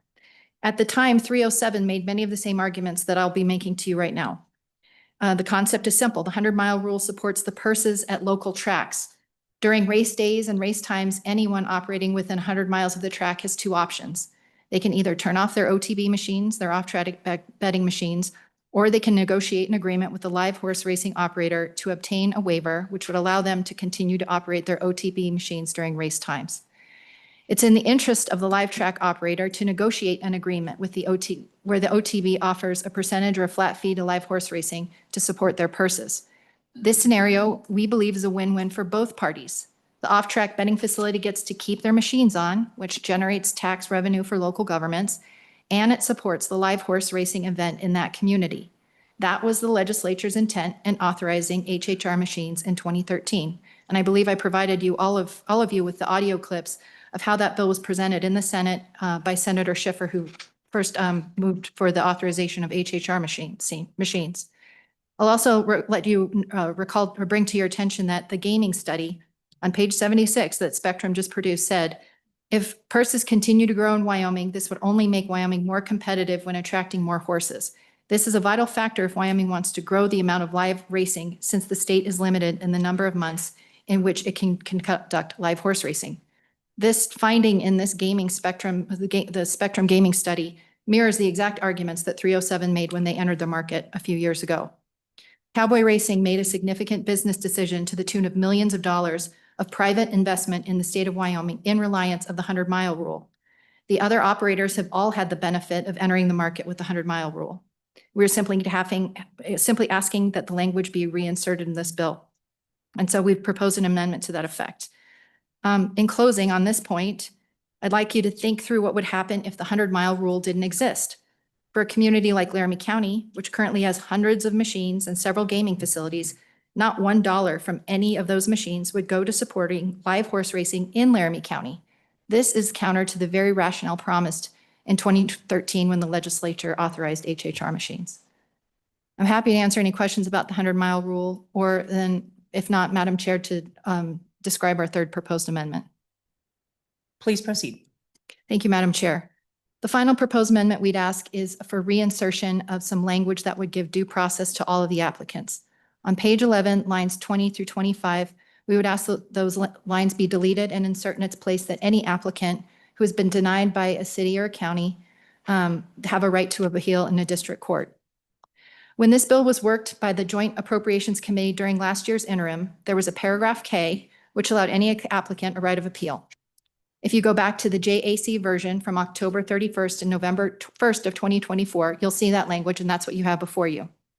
When the bill reemerged in December of 2025, there were two standards, a paragraph J, which allows for right of appeal only for existing applicants, but the new paragraph would have denied a right of appeal for new applicants.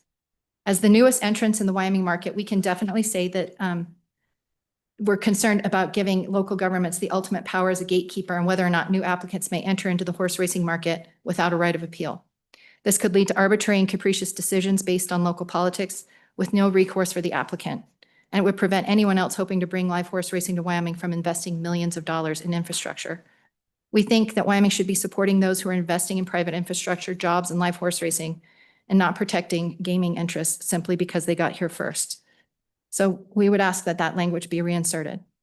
And so, Madam Chair, I'm happy to answer any questions about the proposed amendments, but I think some further conversation is probably warranted about bad actors. We've heard that term thrown around a lot when talking about these bills. What do we do about bad actors? And I don't think that we have a full understanding of what that means. Certainly, if someone has violated the law, has done something that would threaten their gaming license, if their gaming license is pulled by the Gaming Commission, that would cease the operation from occurring. And so we want to put a finer point on it. You know, I think in visiting with some of the your colleagues up there, Madam Chair, you know, what the question is, what happens if you have a facility where the cops are being called all the times because of complaints? Is it dangerous? It might be worth asking Mr. Laramendi how those facilities are addressed at the commission level. My understanding and how it works in a lot of other gaming jurisdictions is that all operators have to have some kind of internal controls. They have to tell the commission or their regulators, you know, here's the size of our facility. Here's where we've got cameras located. Here's how much security we have on staff. Here are the assurances that our employees have all the right training. And so if there's repeated offenses where someone, you know, law enforcement's continually showing up at a facility and perhaps it's unsafe, I think it's important to loop in the Gaming Commission to see, do they need to bolster their enforcement plan or their security plans? And so I'm just trying to sort through that because I keep hearing that term a lot. Usually in other gaming jurisdictions, you see different steps for recourse. Usually there's a remediation, you know, if you need more security, what's the plan for hiring new bodies and making sure they're trained to make sure that you're addressing security concerns. But the immediate step isn't revocation. I think that's a very extreme outcome that should be reserved only in the most serious situations. So Madam Chair, you know, I do think that there is a conversation to be had of, you know, could the Gaming Commission write clearer rules that provide a clearer process of how that could be addressed? Making sure that if counties and cities file a complaint with the Gaming Commission about a bad actor, that they have a formal hearing, that they try and take corrective steps and maybe a less formal hearing, but, you know, a formal hearing if it's warranted, that provides due process. So Madam Chair, I do appreciate this bill. I think with these amendments, you know, it's something it's certainly not our first preference in legislation we'd want to see advance, but with these amendments, it certainly is something that I think would be make us more amenable to supporting the bill. So Madam Chair, I'm happy to answer any questions. Thank you, Ms. Ellis. Representative Johnson. Thank you, Chairman Ling. Thank you, Afi, for your testimony. I sure agree with removing page 11, 2 through the end of the page. If everybody would think of what does new mean? There's one word there, new, that only is directed at one entity in this whole horse racing scheme of things. And that is cowboy racing. So we have this bill is directed to denigrate cowboy racing, and I will be a no on this bill. Thank you. Thank you for your commentary. Any comments for Ms. Ellis or for Mr. Edwards? Any questions? I got a question. Co-Chair Kolb. Thank you. Specifically, I'd like to know the ornaments you're talking about that don't help local control in this bill. I'd like to know exactly what you're talking about. And most importantly, if we're going to get an amendment, which I appreciate the amendment, there's some parts that are, you know, I agree with, and there's some parts I don't, but springing it on a committee at the last moment, literally in a meeting, really doesn't help out the situation much because no one's had time to digest it. You started talking about before you had it handed out. So I guess I'd appreciate it as soon as you had it to send it to us. That would be probably a better course of action. Even though I understand sometimes it's last minute, issues, and it says the 13th on it, so I assume it was yesterday that you had it. It would be very helpful though, if anything in the future, that we get as much notice as we can get, so people have the time to digest the information. That would be helpful. I think, but other than that, I'd certainly like to get an explanation about what local control issues here aren't helping out local control. I guess beyond that, I mean, I'd like to know more about that, if you could answer that. Certainly, thank you. Mr. Edwards? Madam Co-Chair, I was specifically relating to the repeal of the 100-mile rule that was in here. From our perspective, the 100-mile rule does nothing but increase local control. And I'm not sure how repealing it aids in local control that we're talking about here today. In addition, there's certain ways throughout this bill that things are worded. I'll let Affy elaborate, but it feels, and we've had this a couple discussions outside of this room, where why don't we just say what we mean? Why don't we allow the municipalities to make a decision on articulable standards and create their standards and their review process? And it just feels like this bill is somewhat convoluted. I'm not an expert in legislation, so you guys can tell me otherwise, but that's my take on it. Well, just to further go down the 100-mile rule, so are you opposed to changing it to county lines? Not necessarily. Well, that's a kind of a yes or no thing. So maybe think about it a little bit. Well, Madam Co-Chair, we feel that local gaming should go to support local horse racing. Where you guys draw that line, whether it's the county line or the 100 miles, is we obviously prefer 100 miles, but the county is acceptable as well. Thank you. And one other follow-up, when it came to the half-mile buffer between cities and counties, that's always going to be a problem, right? Because it's a unique situation that, sometimes on the locality, it's a big deal and sometimes it's not. So is it the idea that you'd have another body that could disapprove of an application because of the situation of the half-mile buffer? If you put your machines within a half a mile of a city boundary, then it would have the city be able to comment about it. I probably said it wrong. If you're in the county and you're within a half a mile of the city, and then the city would deny, which I think they have an ability to comment, but I don't know as they have an actual ability to deny on the half-mile buffer issue. Because that is you're right, that's a point of contention. It has been. And but so I guess what's the reason why that's an issue to you with the half a mile? But we haven't got to the Wyoming County Commissioner Association yet. We've worked at WAM, so I really don't know what they have to say either. But with that in mind, what's your thoughts? And you can have council answer whoever you want to on why it's a real issue for you. I'm happy to answer it. Mr. Edwards. Madam Co-Chair. I think the idea is that we want to draw a clean line on who's making the call. Many times when you go to county commissioner for approval, they take the advice and consent of the city in their decision-making. Subsequently, when you go to the city, sometimes they take the advice and consent of the county and their input on legislation. I think the intent is just to draw a clean distinction. I know in Cheyenne, we have a mile improvement zone around the city that if you're doing a development within a mile of the city boundaries, it's considered a future annexation area. And so the city definitely has a lot of power and say in that development. I think here we're just trying to define who is the ultimate decision maker instead of serving two different governing bodies. Ms. Ellis? Thank you, Madam Chair. And I think we'll hit the nail on the head. And the legislature really has, and I have to go back and do some research, but we used to have this half-mile buffer in other areas of statute and have over the years tried to kind of minimize it because, again, businesses generally want to say if it's in the county, I go to the county. If it's a city, I go to the city. Not have to say, it gets awkward if a project kind of falls in between the cracks of the city liking it and the county not liking it or vice versa. I want to just kind of go back to the legislative history on where this bill came from. When the JAC was working this last year, at one of the earliest meetings, and I think it was in April and May, all of the three operators then, 307, Wyoming Downs, Wyoming Horse Racing, submitted a letter to the JAC saying that they favored a strong centralized gaming commission. And they were very fearful and concerned about local control. Other prior testimony on local control, some of our operators are on the other operators on record saying, they don't want to be subject to the whims of local government. They've invested millions of dollars in these projects and they just don't want the rug pulled out from them arbitrarily. And so that was the position of the operators last year. And I'm happy to provide you with a copy of that letter. The origins of this bill, the first iteration was cities rightfully say, well, we want to say in this, if the facility is located in city limits, we want to be the reviewer, maybe the ones that ask the questions.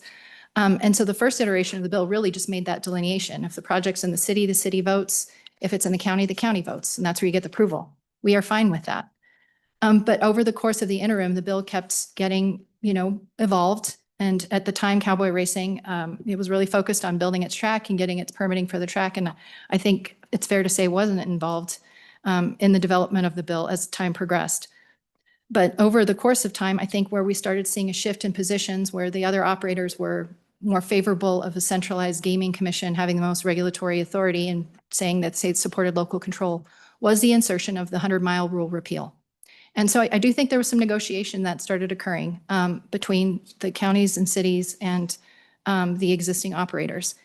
And so at the end of the day, I think everybody kind of got something out of this bill except Cowboy Racing. We lost our due process. We lost our 100-mile rule. And I think that's like some of the origin. And so, if you go back and look at versions of this bill, and God bless LSO, they put these working draft dot numbers on there. I mean, we could go back and show you all those iterations of the bill that started causing alarm and concern about the project. And so, Madam Chair, Cowboy Racing has its live event permit. Again, they still haven't perfected their request for 3 gaming facilities, which in total would have 280 or so games. And that is the revenue source for their investment. So that's where we really felt like House Bill 85 last year dramatically changed the rules and altered some of the things that were relied upon when they undertook this project. So just that little bit of that history about the ornamentation, and we kept seeing things added to it. I note there's language in here about the stewards being on site at HHR. That's a real technical, that has nothing to do with local control. It makes sense. Stewards should be present at live horse racing. Probably don't need to have a steward at an HHR facility, but just kind of throwing those things in there, that really doesn't have anything to do with local control. Thank you, Ms. Ellis. Senator Kriegel. Thank you, Madam Chairman. So one of the things that you and I have talked about, I've talked to both of you about, is on the right of appeal. And I have visited both with cities and counties, and I see a distinction between a municipality or a county that has no machines and those jurisdictions that have already allowed some machines. And your proposed amendment doesn't draw a distinction there. And one of the, last year when we were working on this particular piece of legislation, one of the things that I thought would be beneficial was to create that distinction. So there would, if a particular jurisdiction has not allowed any machines or has voted against machines, their folks decided they don't want them, right? I personally don't think there should be a right of appeal if the jurisdiction says no. If you go to a new jurisdiction, no. But if you go to a jurisdiction that already has 2 or 3 operators and you're denied your application, I feel a little bit different about that. I see that not necessarily as a renewal, but I just view it differently. Give me your thoughts on that. Oh, go ahead. Thank you, Madam Chair. And I want to thank Senator Kriegel because when we first read that language, we read it through the context of what's happening in Laramie County. And understanding there are, again, just refreshing your memory, there are 7 counties that currently don't have parimutuel authorized. There are 3 counties where parimutuel has been authorized, but there's nothing currently in play. I believe that's Teton, Platte, and Weston County. So in a community like yours, where you don't have a lot of these facilities, I get the interest in that. And so I appreciate where if you're in Teton County and you're like, we don't want this, we have, the parimutuel we approved back in the 70s is not the parimutuel activity of today. That's fine. And so I think a couple of mechanisms can get you there. Like one, if the county commission then is given the authority to revoke the approval of the voters back from the 70s. I think that's a solution. I think the hard part about that is the timing of it, obviously. That's not a quick process, but I think there are ways of addressing your concern to address some of that kind of county concern, but you're in a difficult spot in places like Buffalo, where if you've approved one, now you've got to have a plan to like treat all the operators fairly. And if Cowboy Racing wanted to come to Buffalo, how would you treat them fairly? Thank you, Ms. Ellis. Follow up?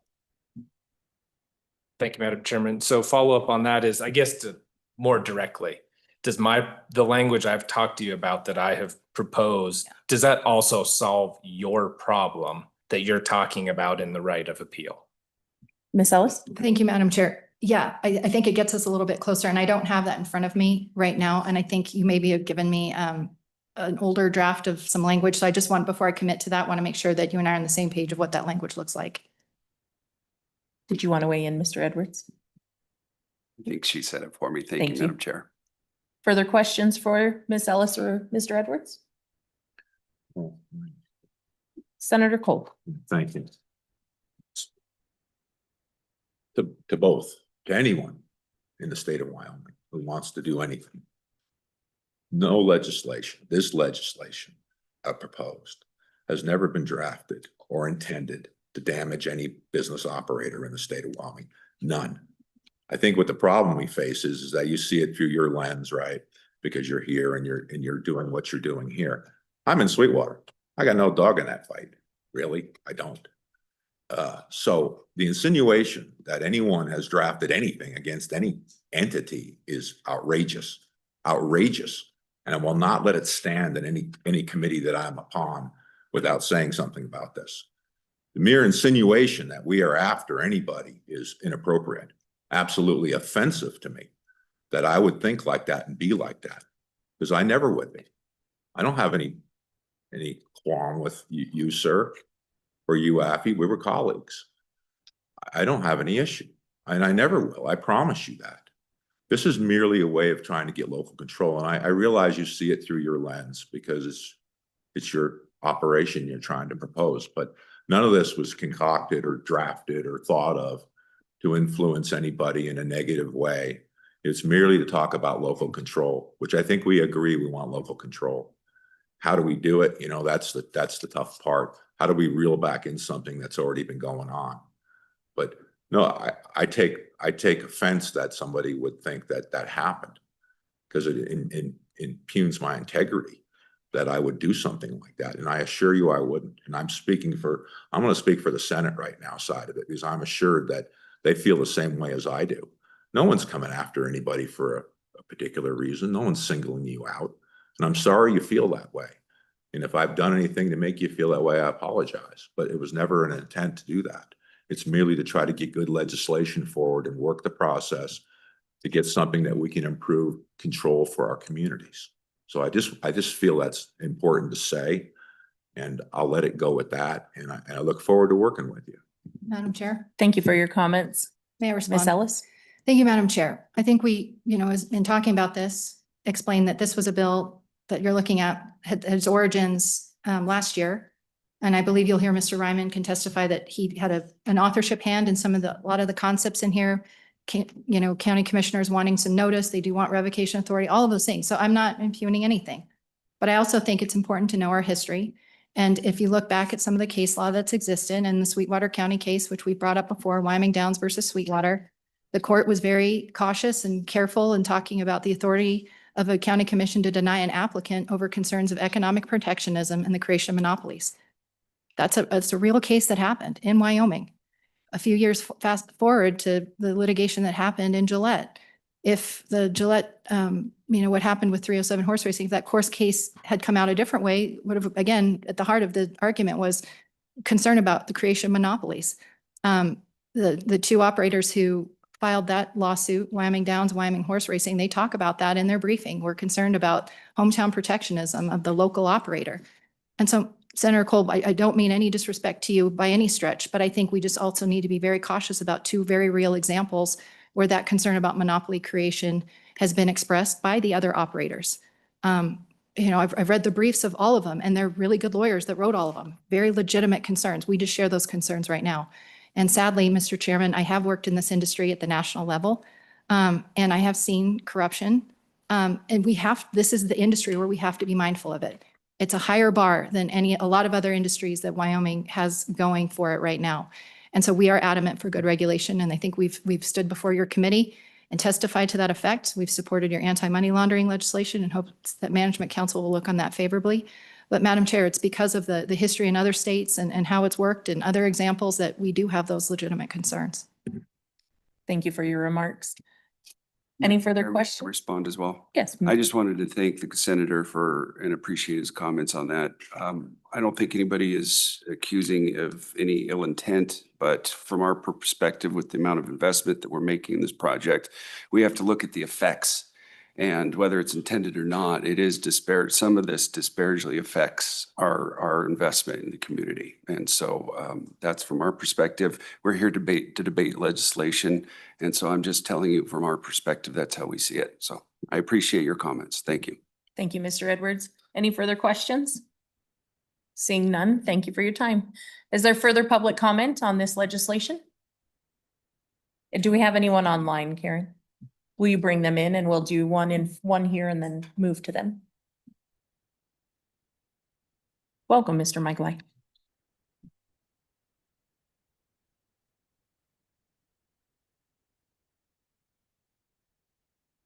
Good morning, Madam Chairman. My name is Matt Michael. I am an attorney at Holland and Hart. I had the privilege of writing most of the briefs that Ms. Ellis was talking about. So I'm happy to sit here and talk about what led us to this point and how we got to this point in this legislation. I'm an attorney for a law firm here at Holland and Hart. I represent Wyoming Horse Racing. And as I said, I was a lawyer that was there at the very beginning at that very first county commissioner meeting when they revoked our permits and shut us down. And I was there for the Supreme Court hearing, and I was there when we negotiated the agreement with Campbell County. I think there were some rough times through there, but we ended in a good place, and we are happy with the relationship that we have with our local counties and towns and municipalities. First, it is a little bit offensive that to have somebody else try to explain how we got to this point. Having lived through this, when I talk to any of you about anything, whether it's oil and gas or coal or data center, whatever, that regulatory certainty is the most important thing, right? That's the most important thing when you're a business and you're looking to come to Wyoming and you're looking to invest tens of millions of dollars. You want to have that regulatory certainty. And that's going to underline everything that I say today is the importance of regulatory certainty. Local control has always been a very important part of historic horse racing. The original bill required that before you could go to the commission, you had to go to the county commissioners and get their approval. That's really all it said, is you have to get their approval. And we struggled to know what that meant and what that looked like. We settled on a process that frankly kind of just made it up, but we said this is what we think it looks like as we go to the county commissioners. They pass a resolution, and then you take that resolution, you put it in your packet, and you go to the gaming commission. That's how it worked, and that process meant that we would sit down and we'd negotiate with the county commissioners, and you'd have an agreement. And you can watch, if you look at those resolutions, they've kind of evolved over the years. Campbell County came around and they had an idea of doing something different. We weren't part of those conversations. We definitely felt like the process they went through violated the statute. They revoked our permits without any kind of due process. We followed our rights and we appealed it. And we won at the Supreme Court. And after that Supreme Court ruling, there is some uncertainty. Since that ruling came out, I've also spent a lot of time talking with county commissioners and county attorneys and all these different counties about what is the law right now? Who has the authority? Where do you go to get the different types of approval that you need? What does it mean now when the statute says you have to have county approval to the Gaming Commission? That uncertainty I appreciate from the counties and from the municipalities. It's hard for them to know what their rules are, what they can do. And frankly, Senator Cole mentioned this before. Right now, they don't have the right to revoke at all. And is that appropriate? Should that be changed? So that's really what led to the beginning of these discussions, is counties especially, or who are in the middle of this, and these county commissioners and county attorneys were nervous about what their authority was. What could they do? What kind of things could they put in these resolutions? And so they started talking and they started proposing, and yeah, it was a long conversation. It was a lot of discussions that went back and forth. What I like about this bill, why I think this bill is a good piece of legislation that should move forward, is it gives everybody the regulatory certainty that they need. It tells the operators who you go to for this type of approval. It tells the Gaming Commission what steps that they have to take before they come to you with that. And then it gives the counties and the municipalities comfort that they have the authority to have these conversations, to put those kind of limitations, those discussions, to make those recommendations in the approval process. And importantly, it has a path, if that goes south, of how you appeal that. It has a due process part that if they can't just revoke it without giving you notice and following the due process of revoking a permit. So yes, there was a lot of discussions, but that discussions grew out of the uncertainty that came after the Campbell County, Wyoming Supreme Court decision.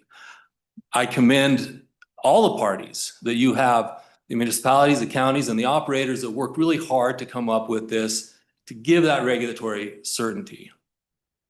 So on the broad sense, I think this is a good bill. I think it's a bill that the operators have given up some, but in a trade, they get certainty. They know where to go and how to get that approval.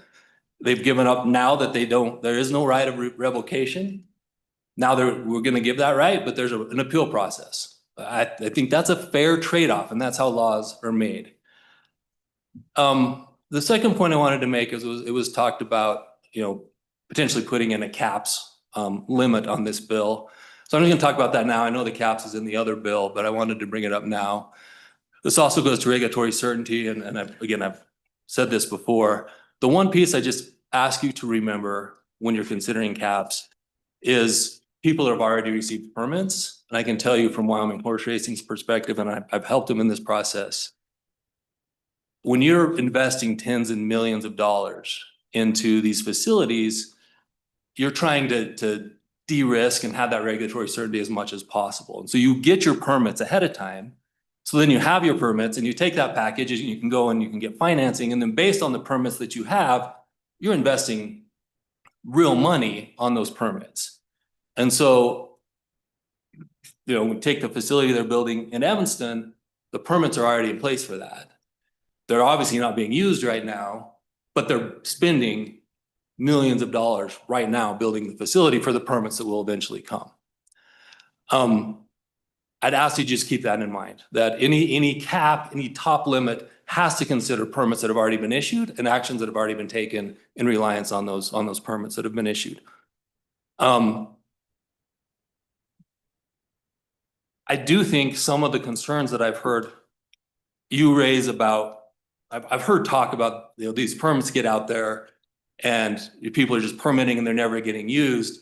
And Representative Johnson, I think that your question on page 9 is not intended in any way, the subparagraph C. I don't think, it's interesting to me because I've never once thought that this singled out any type of operator, but I don't think that section that you brought up is in any way meant to distinguish between operators. What it does is it prevents somebody from hoarding permits, right? So if you go out and you get a whole bunch of permits, what it says is, if you've got all your permits, so if Wyoming Horse Racing goes and gets permits and they don't use them within a certain time period, then that's good cause not to renew that permit, right? That's how I read that, not as treating one operator different than somebody else. And that, again, my reading of this is it's similar on that. It's treating everybody equally and not singling out anybody to treat anybody any different. My final point, I'm happy to answer any questions, is on the 100-mile rule. Again, I've worked for Wyoming Horse Racing now for over a decade. We've had lots of discussions. We've worked hard on the 100-mile rule. Here's the reality. If the 100-mile rule stays in place, what all the other operators have done is they just sign waivers and they let everybody else run. If one operator doesn't want to, then for the 16 days that live horse racing runs, they'll have to just shut down their machines. And that's something we can do. But I don't see who benefits from that. It just means for 16 days. So if we take Laramie County as the example, for 16 days, the machines get shut down. The original intent, and again, I've done this for a long time and had a lot of conversations, was the 100-mile rule was when you had a track in Evanston, a track in Rock Springs, and there wasn't historic horse racing machines, it was simulcasting. And so you wanted people to show up at the track instead of going to watch it at the TV, at the simulcast to watch the races. And that's why there's a Wyoming Attorney General's opinion, right, that directly talks about this. It only applies during the time that the horses are actually running, that you have to shut down the simulcasting. So that's, again, it goes to that regulatory certainty. It's this thing that's been floating out there. It's been talked about a lot. It's been fought about a lot. It's been a lot of different hearings. To me personally, if we leave it in, I don't see who wins from that. It just means that people shut down for 16 days. If you take it out, it just creates more regulatory certainty, but that's not a hill I'm gonna die on, or something that I care that much about. I think the bill's a good bill. I think taking out the 100-mile rule is on the whole better. It helps, it creates more regulatory certainty, but if one operator wants the others to close down for 16 days and we think that's a good policy, then that's your decision. Any questions? Thank you, Mr. Michaelai. Any questions for Mr. Michaelai? Co-Chair Cole. Morning, Matt. Just one question about the 100-mile rule and to a county border. That's kind of come up as maybe an option that could be considered as another choice. But what do you think about that? What's your thoughts on ending it at border? Do you have any preference one way or the other? Thank you, Madam Chairman. Mr. Michaelai. Honestly, it makes no difference to me if it's a county border or if it's 100 miles. Like I said, I think the original intent was so people wouldn't go watch horses at a simulcast and go to the track. That's no longer, I don't believe that people that go and play historic horse racing machines, that there's that same correlation, but I don't have a preference on 100 miles or county lines. Thank you, sir. Any further? Thank you, Mr. Michaelai. We'll move to an online comment. Karen, do we have one available? Yes, ma'am, we do. We have currently Mr. Hancock. Mr. Hancock, are you there? Yes, I'm here. Please proceed. Thank you. And I don't know why my video's not working. I apologize. Do you want me to get that working before I start, or? You're okay. Please proceed. Okay, thank you. You've probably seen enough of my face anyway.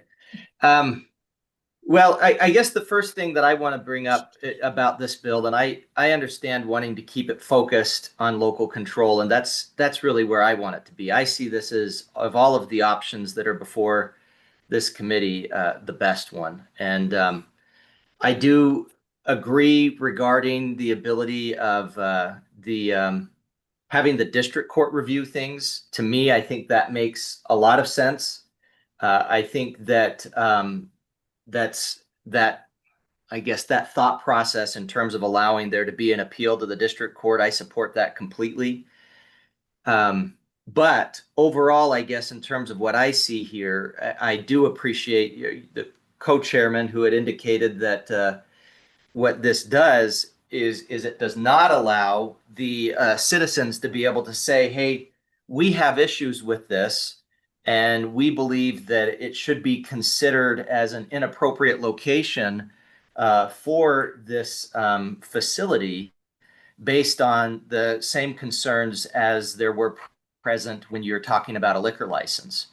So the only, I guess, I would say that I could see two changes being appropriate. One being to allow the appeal to the district court. I support that.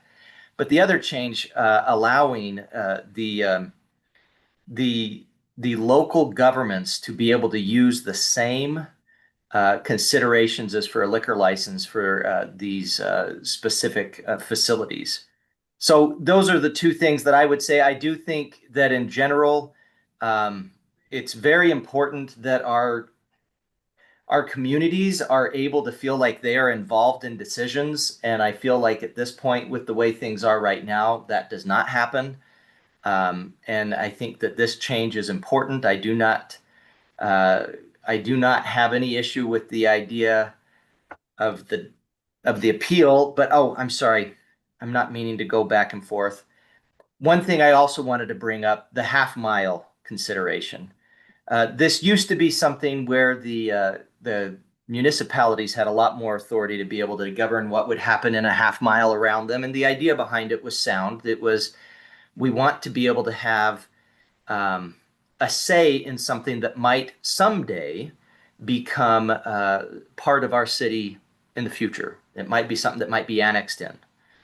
And so that has been, I don't know if this is the proper word to use, but it's been neutered. And we now just basically get a seat at the table to share our thoughts. I don't see what is so scary, so to speak, of the municipality who represents most of the people probably in that area, if you want to just look at it geographically, right? The municipality itself and the half mile around it, the municipality that represents most of the people in that area being able to have a say. Even without this, I think we could still have a say and say, hey, we are against that. So the half mile portion, I think, is essential. But finally, I guess what I would say is, as was mentioned by Senator Crago regarding the idea of, you know, where the machines are versus where the machines are not, and having that change and have that feedback be modified. I support that completely. I think that would fit and would help maintain local control, but also recognize some of these concerns that have been brought up. So those are just my thoughts there, and I appreciate you listening to me, and I apologize that my video is not working for whatever reason. Thank you, Mr. Hancock. Will you just introduce yourself one more time for the record? I apologize. Tim Hancock, I'm the mayor of the city of Riverton. Thank you. Thank you. Any questions for Mr. Hancock? I do have one for you. Could you tell me what level of participation as the mayor you currently play in any siting for HHR machines in Fremont County? 0. I mean, and when I say that, when we found out, so we have the historic horse racing machine that's available at the in the old VFW building. It's the Derby Club. And when there was consideration of that, the county, of course, had to consider that. And then we actually adopted a resolution in support of that in terms of location and in terms of what was going on. But we also knew going into it that all we could do was give feedback. It wasn't anything that we had any authority to really say yay or nay on. Thank you for that. Thank you for your time today. Is Mr. Thank you. Pacheco still online? Mayor Pacheco, please proceed.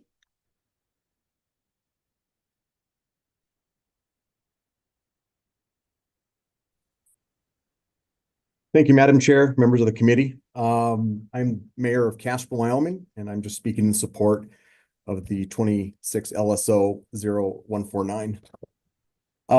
This establishes clear local approval authority for simulcasting in historic horse racing facilities located within city and town limits. This bill is again about local control and accountability, and yes, fairness. Many of these facilities operate inside city boundaries, yet cities currently have no formal role in approving or conditioning their operations. Meanwhile, our local governments are the ones responding to the day-to-day impacts, police calls, traffic management, and of course, neighborhood concerns. Municipal governments are closest to the residents and businesses affected by these operations. City councils understand local zoning priorities, community values, and land use plans. They are to ensure proposed facilities are compatible with surrounding neighborhoods and can set conditions to protect public safety and quality of life. This legislation also strengthens transparency and accountability. Local decisions occur in open meetings with public input, allowing residents to have a voice before gambling facilities are approved in the community. 26 LSO 0145 provides flexibility, allows cities to approve, deny, or condition a permit, and to revoke approval if standards are not met. It promotes cooperation, not conflict between cities and counties by aligning decision-making with those most responsible for oversight and enforcement. The city of Casper supports responsible economic growth, but we believe the decisions that affect our community should stay locally and by those directly accountable to the people they serve. For these reasons, I strongly urge the committee to advance 26 LSO 0145. Thank you. Thank you, Mayor Pacheco. Does anyone have any questions for Mr. Pacheco? Representative Johnson. Thank you, Chairman Lee. I just have one concern I want to ask you about is that as in the city of Casper, if you regulate these areas where these machines can operate and the county commissioners can override your decision, aren't you concerned about that? I mean, I think that the county commissioners should worry about the county and let you worry about the city. I just don't see why you would allow them to overrule your decisions. Mr. Pacheco. Thank you. Madam Chair, so what I would say, Representative Johnson, is it's important, and I think I said this in my statement, that it's incredibly important since we are in a watershed moment, I think, in government and politics about collaboration and working together to have those conversations. So yes, if the county has that ability, I also think the continued relationships building between the city and the county to talk about those things are incredibly important. Thank you. Further questions for Mr. Pacheco? I'll ask you the same that I asked the mayor of Riverton. Do you currently participate in the permitting process either at the county level or the Wyoming Gaming Commission level for places in Natrona County that are permitted for HHR machines? As the mayor, is that what you're speaking to, Representative? Yes, sir. No, I do not. Thank you. You bet. Thank you for your time today. We appreciate your appearance and commentary. Thank you, Madam Chair. Take care. We'll move on to Mr. Riemann and Ashley. I'm sorry, I forget your last name. Harpstreet. Mr. Riemann. Good morning, Madam Chairwoman, members of the committee. Jeremiah Riemann here on behalf of the Wyoming County Commissioners Association. I appreciate the time to address many of the things that you're discussing this morning. I'll start off by saying and just reiterating what have been our 4 priorities in this larger gaming space for the past few years. First is that there be proper local governance, including the ability to revoke permits when necessary. 2, that there be an appropriate public notice and input process, that we address the 100-mile rule, and that we also look at problematic gaming. I'm very proud that this bill addresses 3 of those issues. The other one should be dealt with separately. Madam Chairwoman, I'd like to just talk about a few of the areas and perhaps do that by walking through portions of the bill. So I'm going to start on page 3. When I introduced draft legislation to the Joint Appropriations Committee last May, I did so under the notion that we would change the provisions relating to the county commissioner approval process. Now, I didn't deliberately leave out the municipalities. In fact, the municipalities had never come forward. Their association had never come forward on this issue or suggested to me that it was a problem.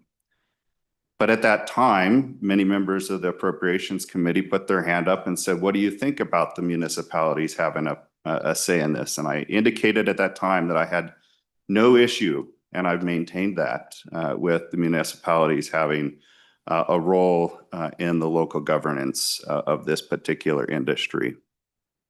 What I have opposed, and quite vehemently, and I'm happy to go through and re-articulate for the 100th time, that you would exclude county commissioners from the municipal portion of the equation. There are lots of reasons that county commissioners should be involved in that decision.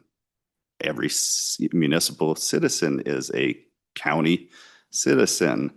It is also a countywide vote for this particular industry. It is not broken out. So we've had that. I would say we've worked very hard, our two associations, to try and come up with language. I heard from the Senate last year that why do you appear to have this dual permitting process? Could you do better? Could you rewrite the language? And so I took that to heart and I worked on it from your previous meeting. Was that in August? I apologize, I can't remember that. But in Evanston, you asked us to go back and rework that language. What I've put before you, I think is good language, and both of our associations agree with it. Representative Johnson, you've asked about an override. There is no override in that language whatsoever. It is clearly put in the lane of the governing body. If it's the municipality has the final say. All that the county commissioners can do is voice their objections, and the municipality has to go through a process to consider those objections, and then they have the right to move forward. There's no veto that's exercised. There's also no veto exercised by the municipality providing its objections in that half-mile zone. Now, that half-mile zone, why is that there? That just conforms to our existing state statutes around the extraterritorial jurisdiction. It's not new made-up cloth. It's all in state statute. That's all we've done is to follow that. So from that perspective, the Cowboy Racing proposal and others to try and adjust this are unnecessary. We have one permitting jurisdiction as it comes to this local component in this particular bill that's before you. Madam Chairwoman, moving to page 4, we have the 100-mile rule. It was suggested in testimony earlier that perhaps I negotiated this in as a way to obtain operator support. I take offense to that. I really do. I don't operate that way. In fact, if you go back and look at the legislative history, it was the Appropriations Subcommittee that ultimately put the 100-mile rule in to this legislation. I didn't bring it forward in my first bill. They ultimately brought it in. Do we support addressing that issue? Absolutely. I mentioned it was one of our priorities. I'm ready to be done with it. There are lots of reasons to get rid of that antiquated rule in our law. Now, county line, that's been one of the proposals that our members have brought forward before. But, you know, if we're really going to address this issue, we just need to take it out entirely. So we're supportive of removing that particular provision from the bill. Madam Chairwoman, moving forward to page 6, I said one of our priorities was having that public input, public notice. And so we adopted some language that is almost verbatim what you have in the current liquor license laws. That was an important thing for our members, given some of the uproar that happened, particularly here in Laramie County, over the CFD proposal. So that's in there, and I appreciate that you've included that in this legislation.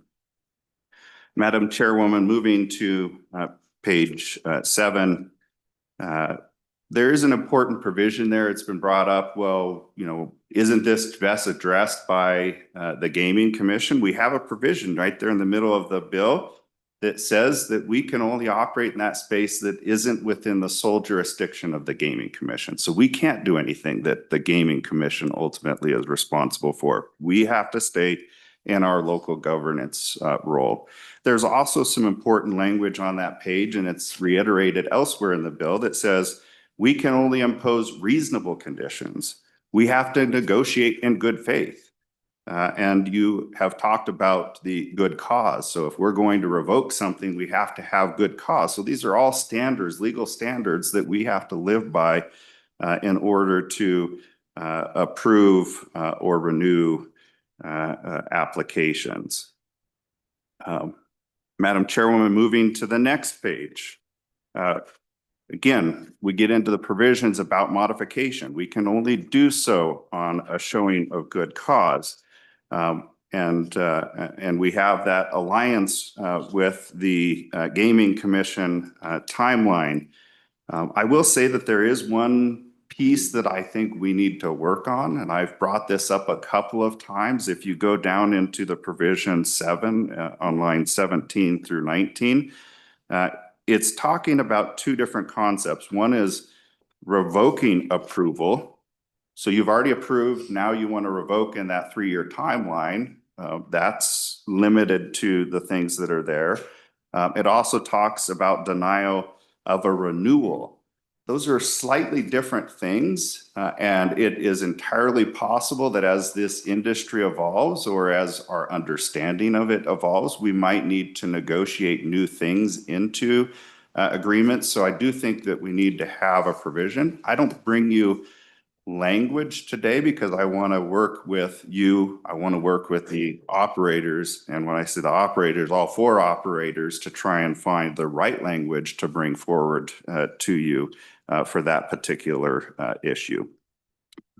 Madam Chairwoman, moving to page 9, you had a little bit of a discussion about that 2 years. That, as you heard from the director, is not targeted at one particular entity. But we are concerned that particularly if we feel there's a social cap that we've met, that if we have an operator just sitting on an approval and not actually acting on it, then there should be some way to revoke that particular so that you can give it to an operator that could move forward with that. So it's not targeted at any one, but all of them. Once you're granted an approval, we want you to do something with that. We've given you a part of the social license of the community to move forward. Madam Chairwoman, I do want to talk to the appeals that start on page 10 and go over into page 11.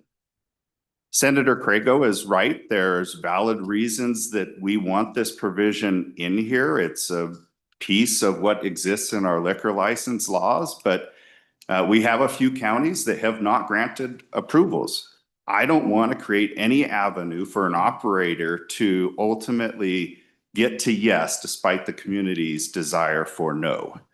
And those include Weston, Platte, and Teton counties.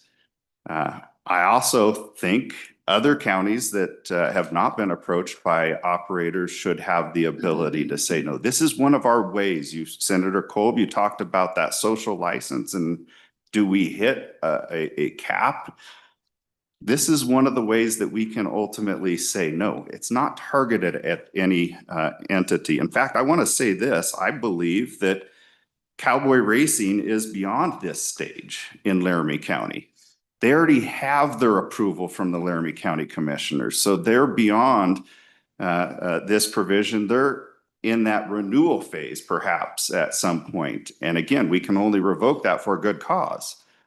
So I don't even know why this is an issue when we're talking about Laramie County. So we support maintaining that. Senator Crago, am I willing to work with you to see if we can fine tune it?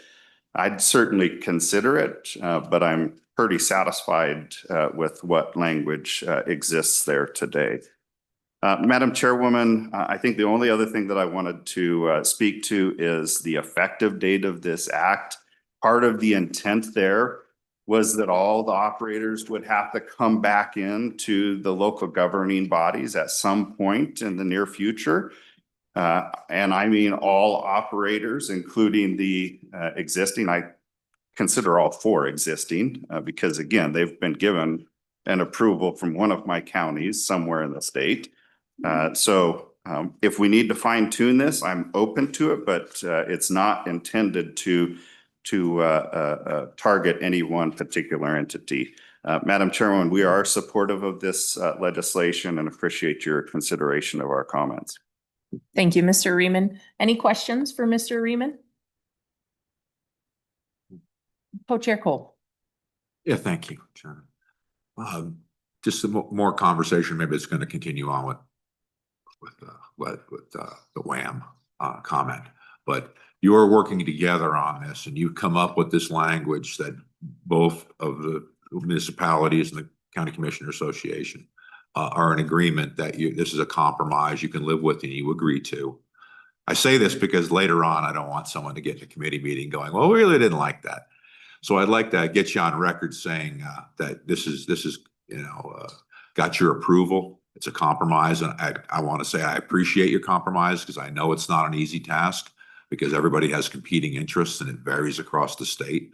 And it is a big step forward and an important step that we work together. So I guess I'd like to hear for the record that you're good with this language and you'll back it from this point forward, barring, I guess, you find some terrible thing out with what we've agreed to or you've agreed to. Just your thoughts and opinions on that. But once again, thank you for what you've done. You were given the charge to come up with something and you did. And I'd just like to formally thank you in public. Mr. Reman, and we won't hold you to any amendments to the bill, just the current language. Thank you, Madam Chairwoman. Senator Kolb, yes, I drafted this and shared it with WHAM before I ever brought it to LSO's approval, and I submitted it to some of our members, and we will support it moving forward. It is good language. Thank you. I do have one question for you on page 7, line 14. It talks about may impose reasonable conditions. My question is, could you give me an example what a county commissioner might see as a reasonable condition? Yeah, Madam Chairwoman, you've heard some of those. One of them might be the hours of operation. That's certainly been a concern, particularly for Teton County if they were ever going to move into this particular space. Certainly where they're going to site their facilities within a community is something that the commissioners are interested in. Current provisions have a requirement to come back in at some date for a renewal. That would be considered a reasonable condition. Now, this is going to change that because it now sets the time frame by which it'll match the Gaming Commission. But those are some of the things that exist in the existing agreements that counties have, and I'm happy to obtain those and submit those to you if those are helpful. Thank you, sir. And yes, I would like to see them if you'd email them over. Representative Johnson. Yeah, thank you, Chairman Lean. Mr.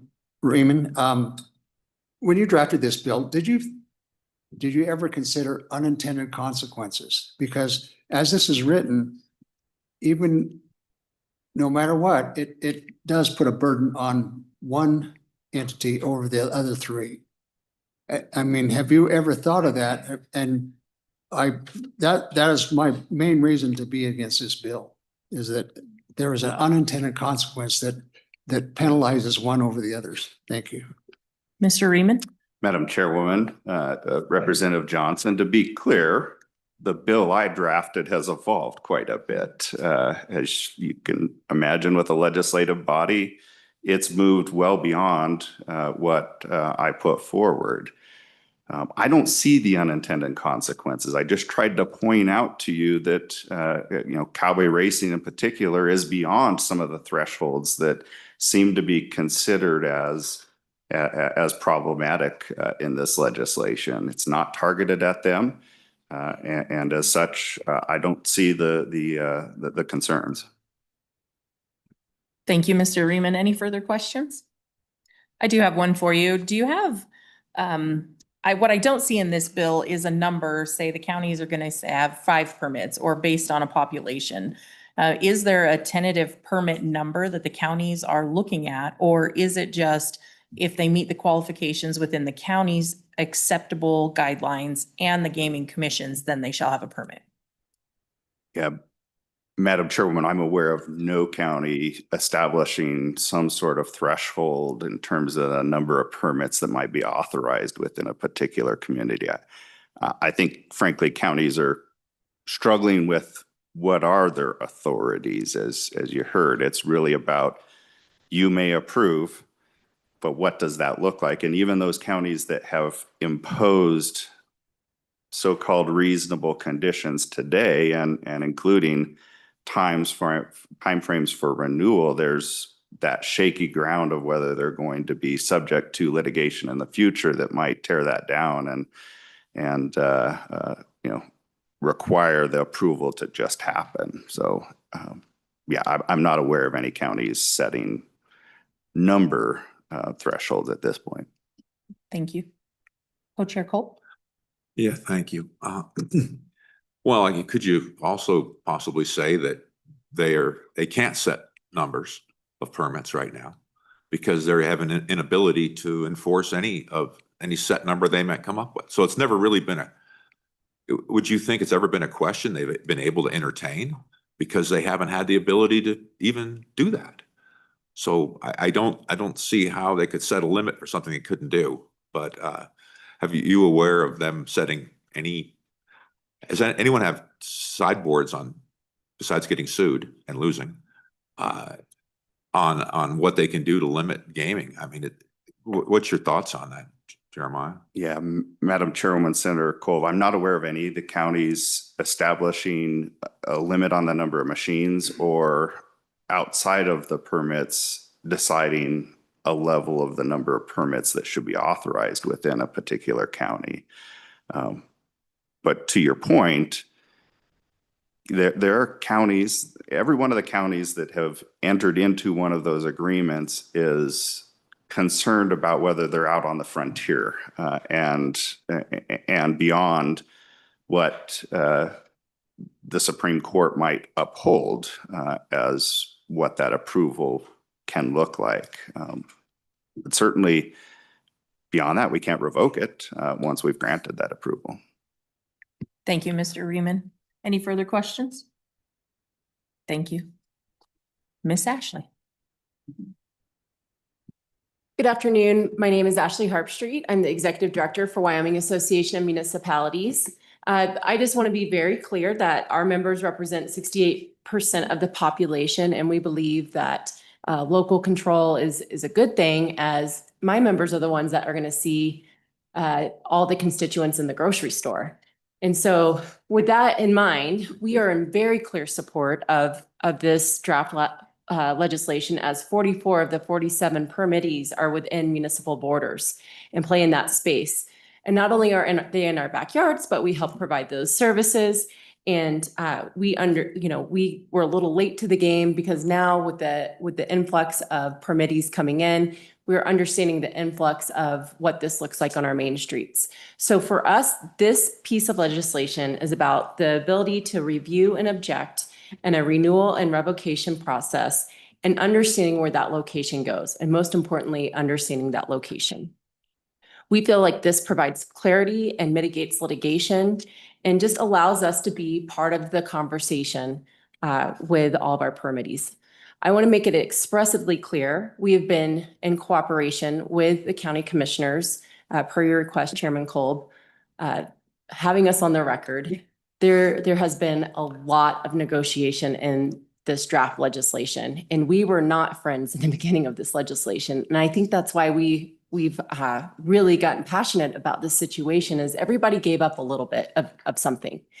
And to me, that's how the best legislation is made, where everybody has input and everybody's been invited from the beginning to have a conversation to move this litigation or this legislation forward. I wanted to make it clear also, we participate and watch in all the Gaming Commission meetings. I try to notify my members when I see any changes happening or any impacts affecting their community, because they're unable to follow all the things. They also do receive notice on HHR facilities, but not in the case of games of skill. As far as the amendment presented today, I want to be on the record. We are not supportive, as we did not have a chance to review this beforehand. And it would have been really nice to go through this, because I think there's points of discussion in here worth talking about with the other permittees. And we would be more than happy to be a partner in looking at some of those requests. Today, I'm joined by our Mayor of Cheyenne, Patrick Collins, and then also our Mayor of Mills, Mayor Leah Juarez, who have specific examples of these impacts of not being at the table. So with that, I would defer testimony to them, and then maybe we could jointly answer questions. Mayor Collins, welcome. Madam Chairman, members of the committee, I'm Patrick Collins. I'm the mayor of Cheyenne. I thought I knew what I was going to say, and then listening to all this discussion today, I feel a little bit flustered as to, where to start. But I would like to start by saying that to me, local control is really important. In Laramie County, we have 10 approved I call them HHR casinos. I'm not sure the correct terminology for it. 7 that are in operation and 3 that are pending, as you well know. And it bothers me that my local governing body had no say in putting those into our community or where they're going to our community. When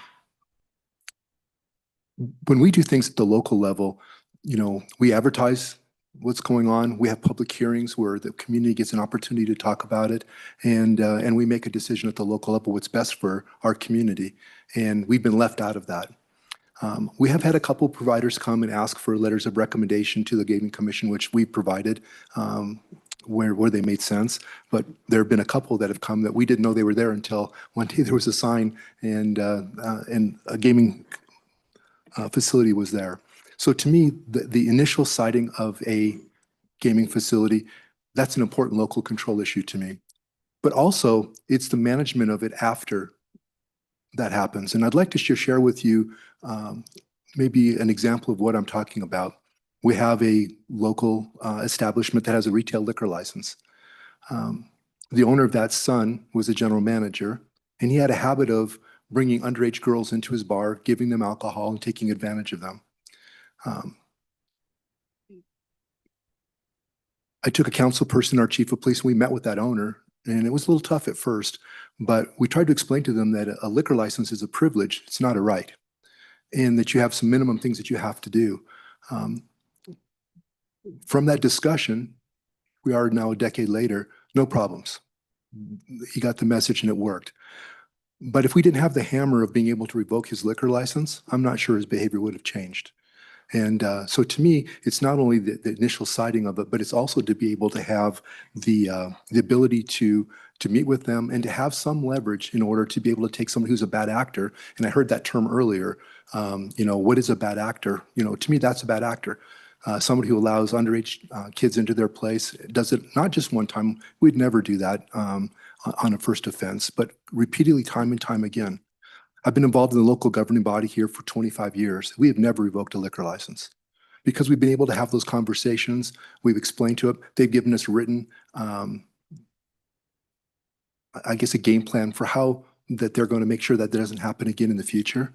To me, that's really an important part of this. We're bringing these facilities into our communities, and you're not letting the community have the ability to control, or control is not the word I'm looking for, but to protect ourselves from somebody who chooses not to be a good actor. I know the operators that are in our community right now, and I'm really not concerned about them. But we're hearing about purchases and changes and people who are not local. I just don't know what that's going to look like.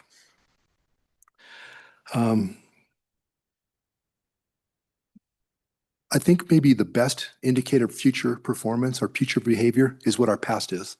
And when you look at the way we handle liquor licenses across the state, I think we handle those pretty well. We have local authority, we have the ability to do it, and we've shown you good judgment, and we've exercised that in a good way. I think the last thing, I guess for me, what I like is I'm asking you for local authority when a new person wants to enter a market to make sure that where they're going makes sense. We don't want to put them next to a school or a daycare or a church. I don't think that would be appropriate. So finding a good place for them to go to find a home, to me, is important, and that's what we do at a local level. And then to give us, again, the ability to protect our community as we move forward. One of the things that really concerns me is I've been sitting here today, I've heard a lot of people talking about protecting the gaming industry and protecting our operators, but I haven't heard anybody talking about protecting our communities. And to me, that's what's really important here. They have a license, and it's a privilege for them to be in our communities. And I just want to make sure that they're operating in the right way. With that, I'd answer any questions you might have. Thank you, Mayor Collins. Representative Johnson. Thank you, Chairman Lee and Mayor Collins. I would just like to bring up the Pier 1 imports when they went out of business. I believe that was the first HHR facility in the state of, in Wyoming, in Cheyenne. And since that time, these facilities have grown and added more machines.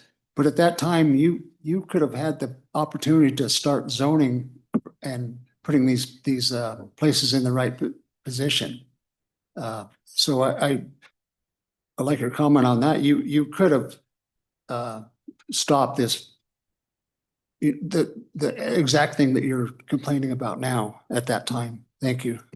Thank you, Representative Johnson. Mayor Madam Collins? Chairman, to Mr. Johnson, sir, I'm not complaining about Pier 1. I think they're appropriately located. I think they operate their business in a good manner.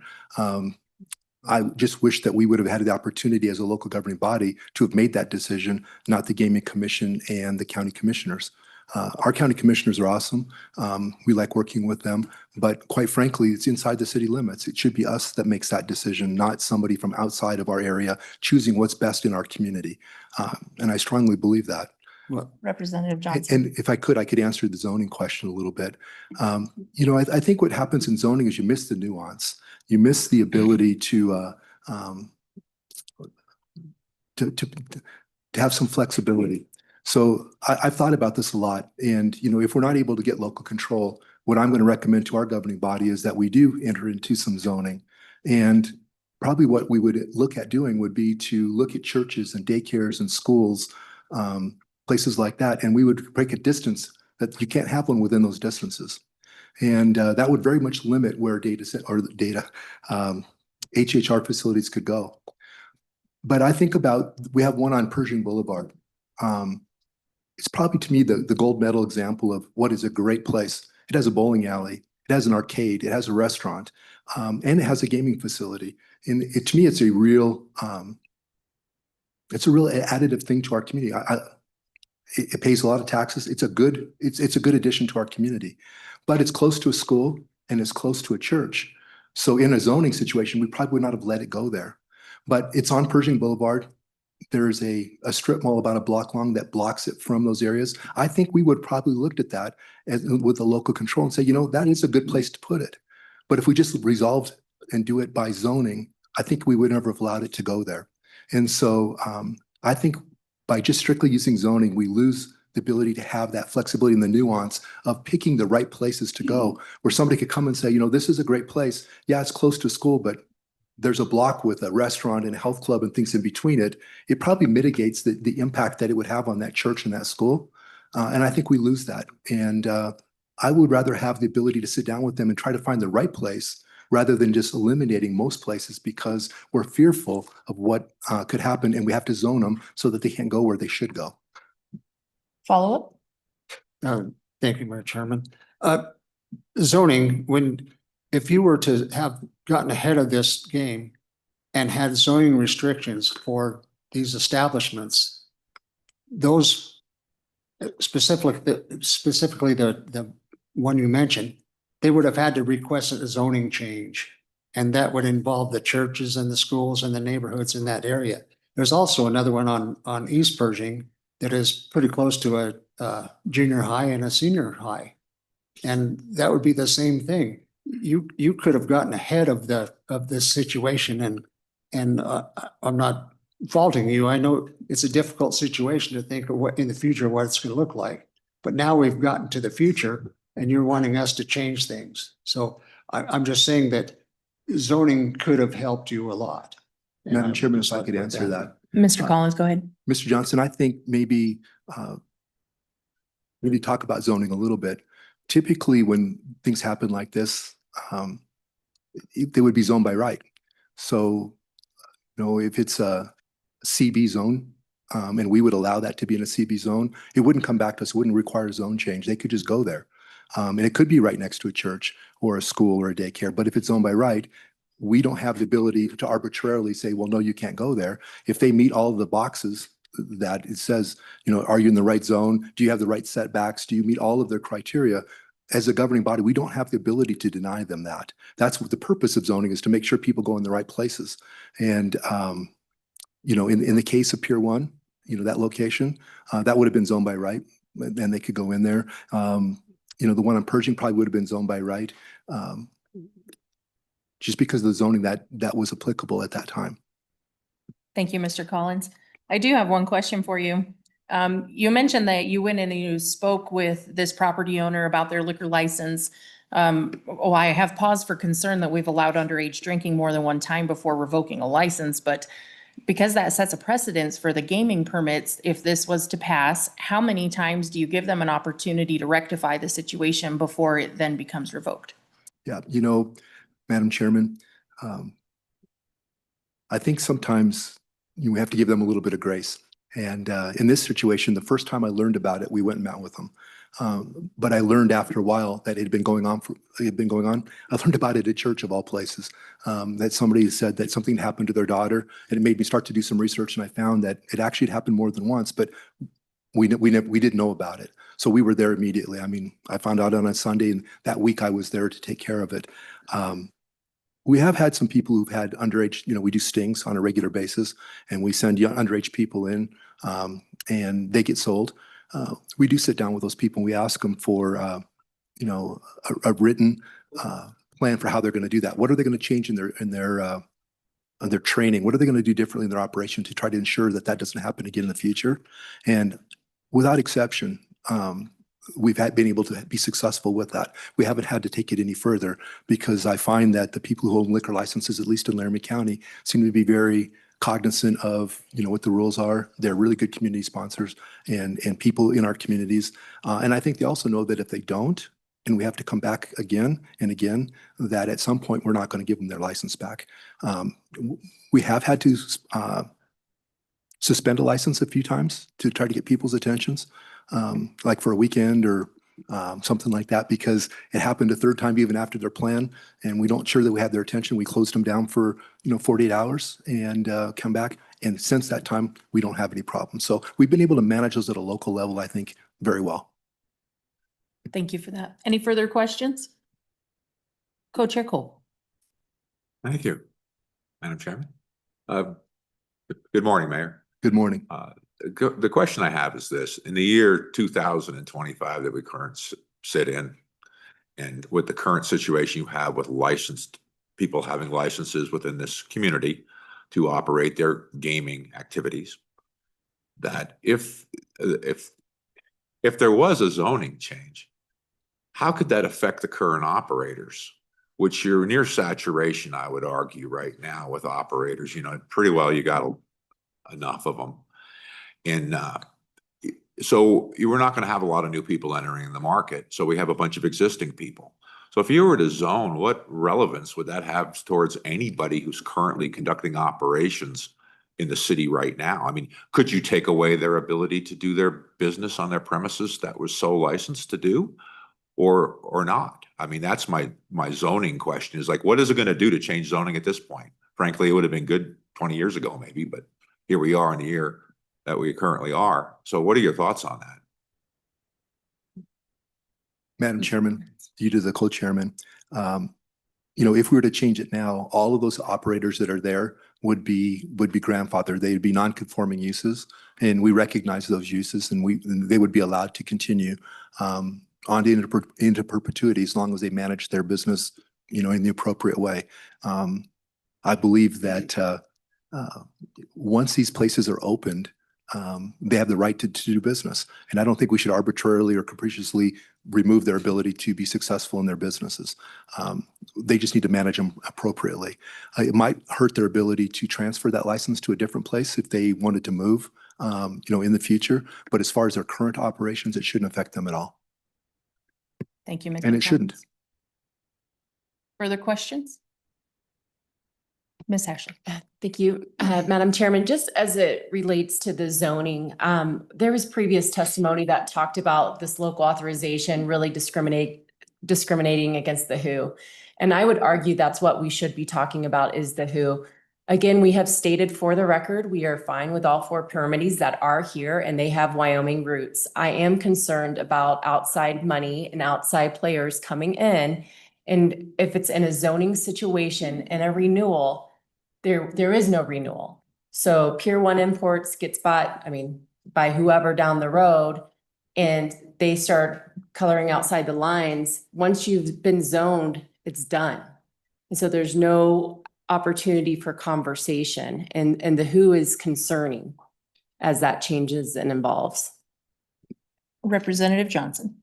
Thank you, Chairman Ling. And I would just like to bring up that SOB, sexually oriented businesses, are zoned. And what I'm requesting is that you look at these HHR facilities and zone them for a specific place. And that would help us along the way. To say you can't zone one way or another, I don't agree with you. I think that there's ways to do that. So appreciate it. I appreciate all the zoning talk, and I know that we shall talk about zoning after lunch. So if we could refocus to local permitting process Madam that is Chair? located within 145. Madam Chairman, if I could, I appreciate the talk about zoning, and that is the first part of the local control, which is the citing of it. But I think there's so much more to that, and that is, once they're in business, how do we make sure that they're operating in a way that's respectful to the communities we live in? And so I think that local control goes a lot further than just we're going to zone them and then forget about them. I think we need a lot more than that. And I think this bill does a good job of giving us some ability to have that conversation, and I appreciate that. Thank you. Ms. Juarez, would you like to weigh in? Chairman, I appreciate the opportunity to speak to you and the committee today. So I'm not going to talk about zoning. I will echo the mayor's sentiments about all the other issues that he brought to light, but I can in fact talk about what happens when a permittee changes hands. We in Mills are ran by an organization that's now owned and operated based out of Las Vegas. And I can tell you that that was a night and day difference of the crime that took place. We had violent assaults. We had serious criminal gang activity. We had shootings, stabbings, and an individual who was permanently disfigured and suffered serious brain damage because of what took place. Because we don't have the ability to influence or local control or revoke the permit, we were pretty balanced with what we were able to do. And so we had to hinge that discussion on the liquor license itself. That was the only way we could do it, to get them to understand that this needed to stop and needed to get managed. Thankfully, it's dialed back substantially. It's not perfect yet, but the violent assaults have been dialed back. And I apologize that I didn't get my photos turned in to the LSO in time, but I do have 2 photos I'd like to submit to the record, and I'm fully understanding that it might be past that window of time. That's okay, I understand. But I am the person who can talk about what happens when the permit changes hands and it's out of the state, and we had to really pull some teeth to get them to come to the table to have a discussion with us to fix these problems. So with that, I would stand for questions. Thank you, Ms. Juarez, and I would invite you to submit those to LSO so that the committee could see them. Perfect. Any questions for Ms. Juarez? I do have one for the 2 mayors that are in front of us. If you'll each take a turn and just answer. I had asked the other mayors that appeared online if they participated at all in the county or the Wyoming Gaming Commission level for any of the current permitted sites for the HHR machines. And so I shall ask you too, did you participate at any level for the Wyoming Gaming Commission or the county resolution for the permitting of the HHR machines that are currently out there? Madam Chairman, I can answer that question from Cheyenne. We received no notice from the Gaming Commission on any of the 10 casinos that are in our community, so we were not made aware of them. I did have a couple of the operators come and talk to our governing bodies about what their plans were. And we actually wrote letters of support for their applications. We felt that they had a good plan. They were in the right places, and we did that. But I felt like, while I appreciated their coming to us, I still felt like we did not get a chance to really participate in it other than just to be a cheerleader. I would much rather have had more opportunity to be a part of that conversation. Thank you. Chairman, I appreciate it.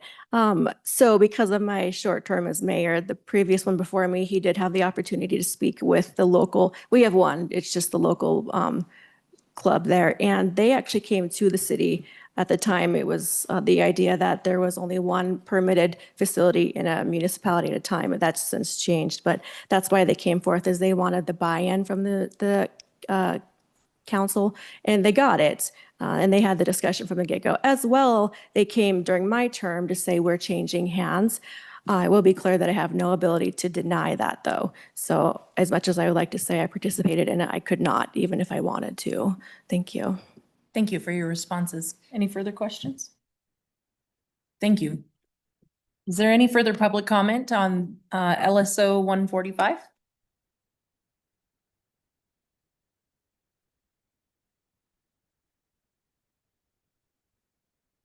Welcome, Mr. Ridgway. I was almost about to say good afternoon. Good morning, committee members. My name is Kyle Ridgway. I'm the president of 307 Horse Racing in Wyoming Downs. I'll keep this short. I want to touch on a couple of topics, mostly related to conversation that's occurred to this point. So I know we want to stay away from zoning, but just factually, the two locations in Cheyenne that are on Pershing that were referred to all morning are our locations. They were rezoned. Both of them went through a zoning change process. Just so we're clear, they were approved in the zoning process before we went to the Gaming Commission. I personally did that.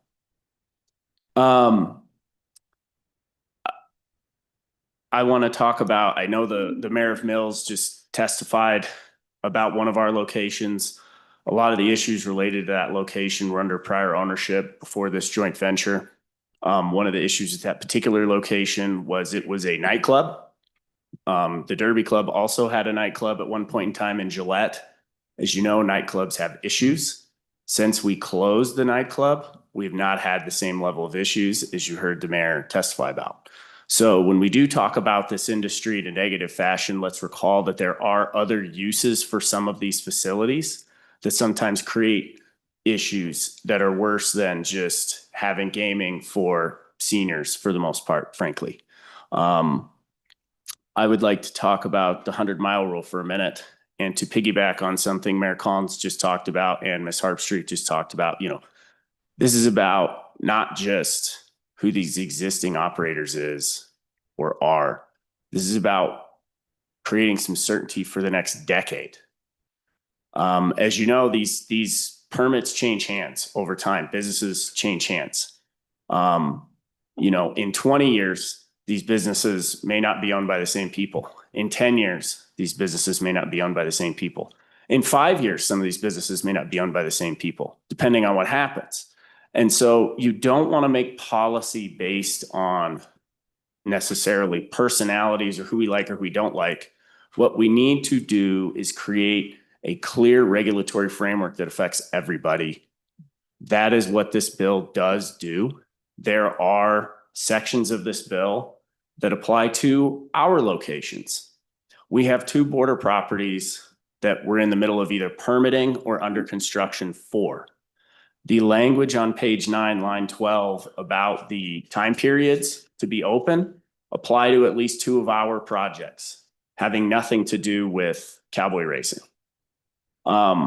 This bill applies to all of our permits because under this bill, we have to go get new permits from the cities. I don't have agreements with the cities. I have 9 different custom agreements with counties, which is one of the reasons that we support this bill, because then everybody gets regulatory certainty. That's actually a benefit to the new operator, because without this bill, they'll have to go around and get custom negotiated resolutions and maybe obtain them and maybe not. There is a difference between zoning and having the ability to say yes or no at the beginning. The difficulty with this bill is this industry, what you're trying to do is build the airplane while it's being flown. So there are just choices and decisions that have to be made. It won't be perfect, but this bill is a good compromise from all of these different parties who've worked on some form of this for a number of years. I think I've personally been working on and off on this bill with all the different players for the better part of 3 years. Concepts of this bill existed before Cowboy Racing came to go get their first permit, because some of this came up when I had to work through an election process in Converse County, and we got one of the first custom resolutions. And then we said we should probably have a statute that addresses how this works going forward. As Mr. Michael, I talked about, those conversations started post Supreme Court decision from Gillette. Lastly, I want to talk about the 100-mile rule. My organization at 307 went through that process in Gillette. It didn't work. I've testified about that to numerous committees. It did not create more business for our HHR locations. It did not benefit our track. It caused the county and the city to lose tax revenue. It cost the players opportunities to play, which was important to them, caused a lot of public outcry. That's why we're in favor of removal of the 100-mile rule, because as everybody else has testified, it has created a lot of problems when it is utilized, because it was intended to have people come to the track to bet, not bet on the live races at a bar. The customer base that plays these machines is not the same customer base as goes and bets on live horse races. So if the idea is that by keeping the 100-mile rule in, you will have agreements from the existing operators that we will pay money to stay open, that is not what will happen. That is not what happened for 307. We did not receive money from any operator when they closed their locations. They just closed their locations. We've all had those discussions. Nobody's going to pay money to another party to keep ourselves open. If that's part of the business plan, that's bad policy. If the state of Wyoming wants to have a policy that impliedly or expressly allows licensed gaming operators to shift funds between each other, it is very problematic. It does not work like that in another state. And that's one of the reasons why simply deleting the 100-mile rule provides more clarity. If the 100-mile rule has to exist, it's fine. We've all operated in that environment for a period of time. But you know, the policymakers are the ones that will take the brunt of when everybody closes their businesses for 16 days and these employers can't get hours, and we have issues with our benefits plans, and the city and the county receive less tax revenue off these facilities. And it doesn't benefit their purses. That's why we've, you know, if you want to say we changed our position in the last 5 years, you can say that, because in 5 years we've had lived experience with the 100-mile rule. And there was history with the 100-mile rule before that that was not successful. Those were just the topics I wanted to address related to the bill. I don't have any specific comments on these amendments. I had, you know, this time period while we were paying attention to testimony to try to consider them, but I think this bill's in good enough shape to leave this committee. Thank you. Thank you, Mr. Ridgway. Questions for Mr. Ridgway? Representative Johnson. Thank you, Chairman Lane. Mr. Risley, I would like to bring to your attention that the original intent of this legislation is to promote horse racing, not to promote more HHR machines at different locations and to increase tax revenue. The intent is to increase the purses for horse racing. It doesn't matter what county they're in.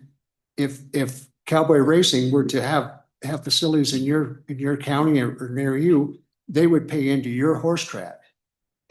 If you have, and that's the intent of the 100-mile rule. I just don't agree with what you're saying. This intent is to improve horse racing. It's not to build more machines and to have more people gambling in the state of Wyoming. And I just let it go with that. Mr. Ridgway, would you like to comment? Yes, Madam Co-Chair. So I'm not talking about what the intent of the legislation was. I'm just talking about how the 100-mile rule worked. If we and Wyoming Horse Racing has a facility here known as Swan Ranch that has like 400 machines in it or something. We're building one that has, you know, that will have a large number of machines. So if that property closes, we are not legally required to pay money to Cowboy Racing. Our facilities close. They get no benefit. But what happens to our tracks in Evanston, where we own the track? Because those properties were closed, there's less purse money available over here. Same for Rock Springs. So we take the money that we have from all the facilities and invest in the private racetrack that we have in Evanston that I think some of you toured, that we're spending millions of dollars on to bring up to a Kentucky-like standard with our partners, to bring national levels of horse racing to Wyoming. So having us close a facility anywhere hurts our track and hurts our purse money, because there's no requirement for us to pay somebody to stay open. So in that scenario, what happened in Gillette, we got no money from the existing operators to fund our purses. They just closed. That also harmed their tracks because they had less purse money. So in this hypothetical, it could be Cowboy Racing, it could be us in Evanston saying we're going to close everybody. By being allowed to do that as a matter of policy, you're harming the people who you close as tracks and their investments in their purses. So the racing industry is broad, right? You want to have this circuit where everybody gets to go around and have purses over these 16 days at these different tracks. If properties have to close, you're harming the horse racing industry, because I'm not saying tax revenue is the number one driver, but we're also paying into the Breeders' Fund, and the Breeders' Fund receives less money when we close. That's a horse racing benefit.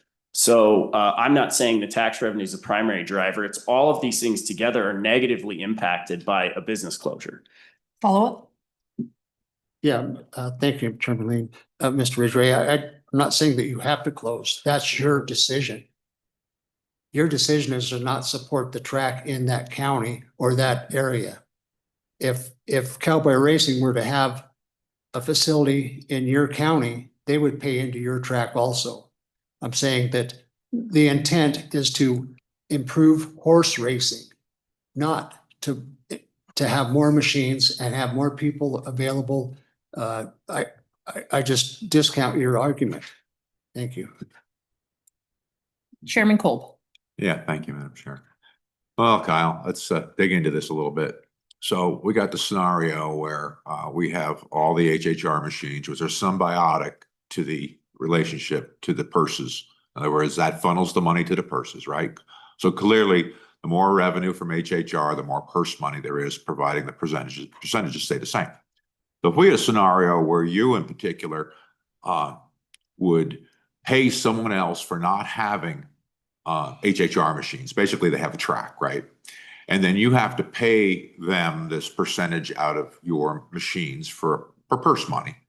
Doesn't that in fact decrease the purse money you have to spread out to the rest of your tracks? In other words, it is not a positive, it's a negative to the financial well-being for promoting live horse racing, right?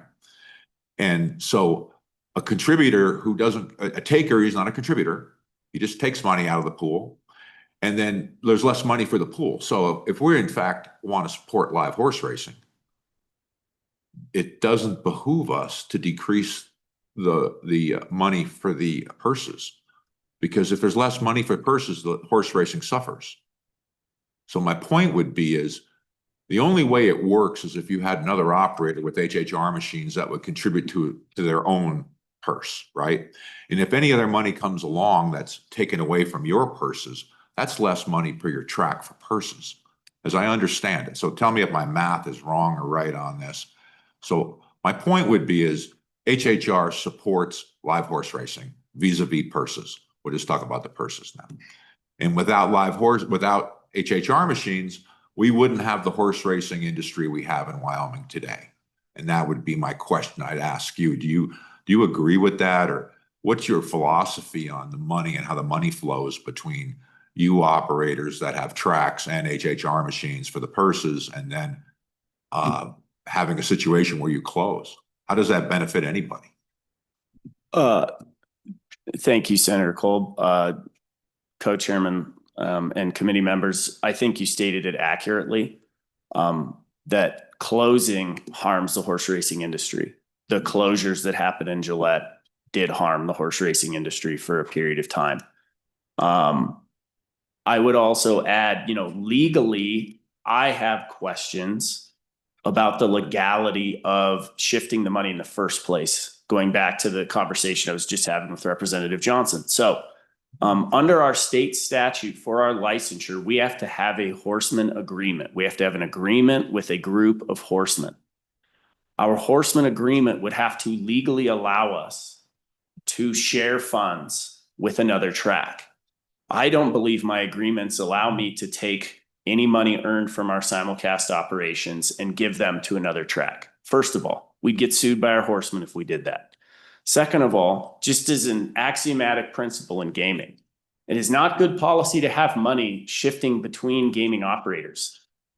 It's cleaner to have your HHR revenue that Nick and his team can track to ensure the tax money is being paid properly to the cities, the counties, the Breeders' Fund, to ensure that it's going to the purses and that those purses are in a segregated account that we pay our funds out of, to review our balance sheets and our financial statements, right? All gaming is about financial control. It is not a good idea to then have money in some form or fashion shifted between these different licensees. You can't even move liquor around the state without approval from the liquor division. This is a similar concept to that. If I want to close a liquor store but move it to a license that I had somewhere else because I'm moving it to a different license, there's a whole process for that. You can't just shift money between licenses that the state has provided. So I would say, number one, Senator Kolb, you described it accurately. I 100% agree with how you described it. Closing these businesses at all is bad for the horse racing industry. It decreases the Breeders' Fund. It decreases our ability to fund our purses. It decreases our ability to improve the track. Second of all, it's legally dubious whether we even can, based on our horsemen's agreements and what the rules and regulations and state statutes say about sharing of revenues between licensees. Thank you for that, Mr. Ridgway. Follow up? Yeah, just thank you, Madam Chair. But I assume you, and I'm gonna ask your opinion, you don't have any issue about another operator coming in, starting up a track and putting in their own HHR machines and doing their own building of their business, right? I know it's competitive, but you're all businessmen out there running a business. But there's no animosity towards another operator who wants to exercise their rights to start a business and to start their own, money for their purses and all that goes along with that, with developing what we've developed in the state of Wyoming with, say, you folks in your position now. So what's your opinion about, I guess, competitors? Mr. Ridgway? Thank you for the question.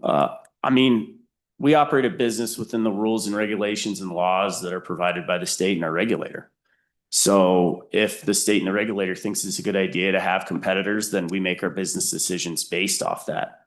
When I practiced law, I didn't have fights with opposing counsel or feel personal things about opposing counsel. That's how it works. So, you can compete in any business. I'm involved in other businesses like an internet company. I don't get mad because somebody put fiber in a different neighborhood and I wanted to go to that neighborhood. Like, it's competitive, it's business.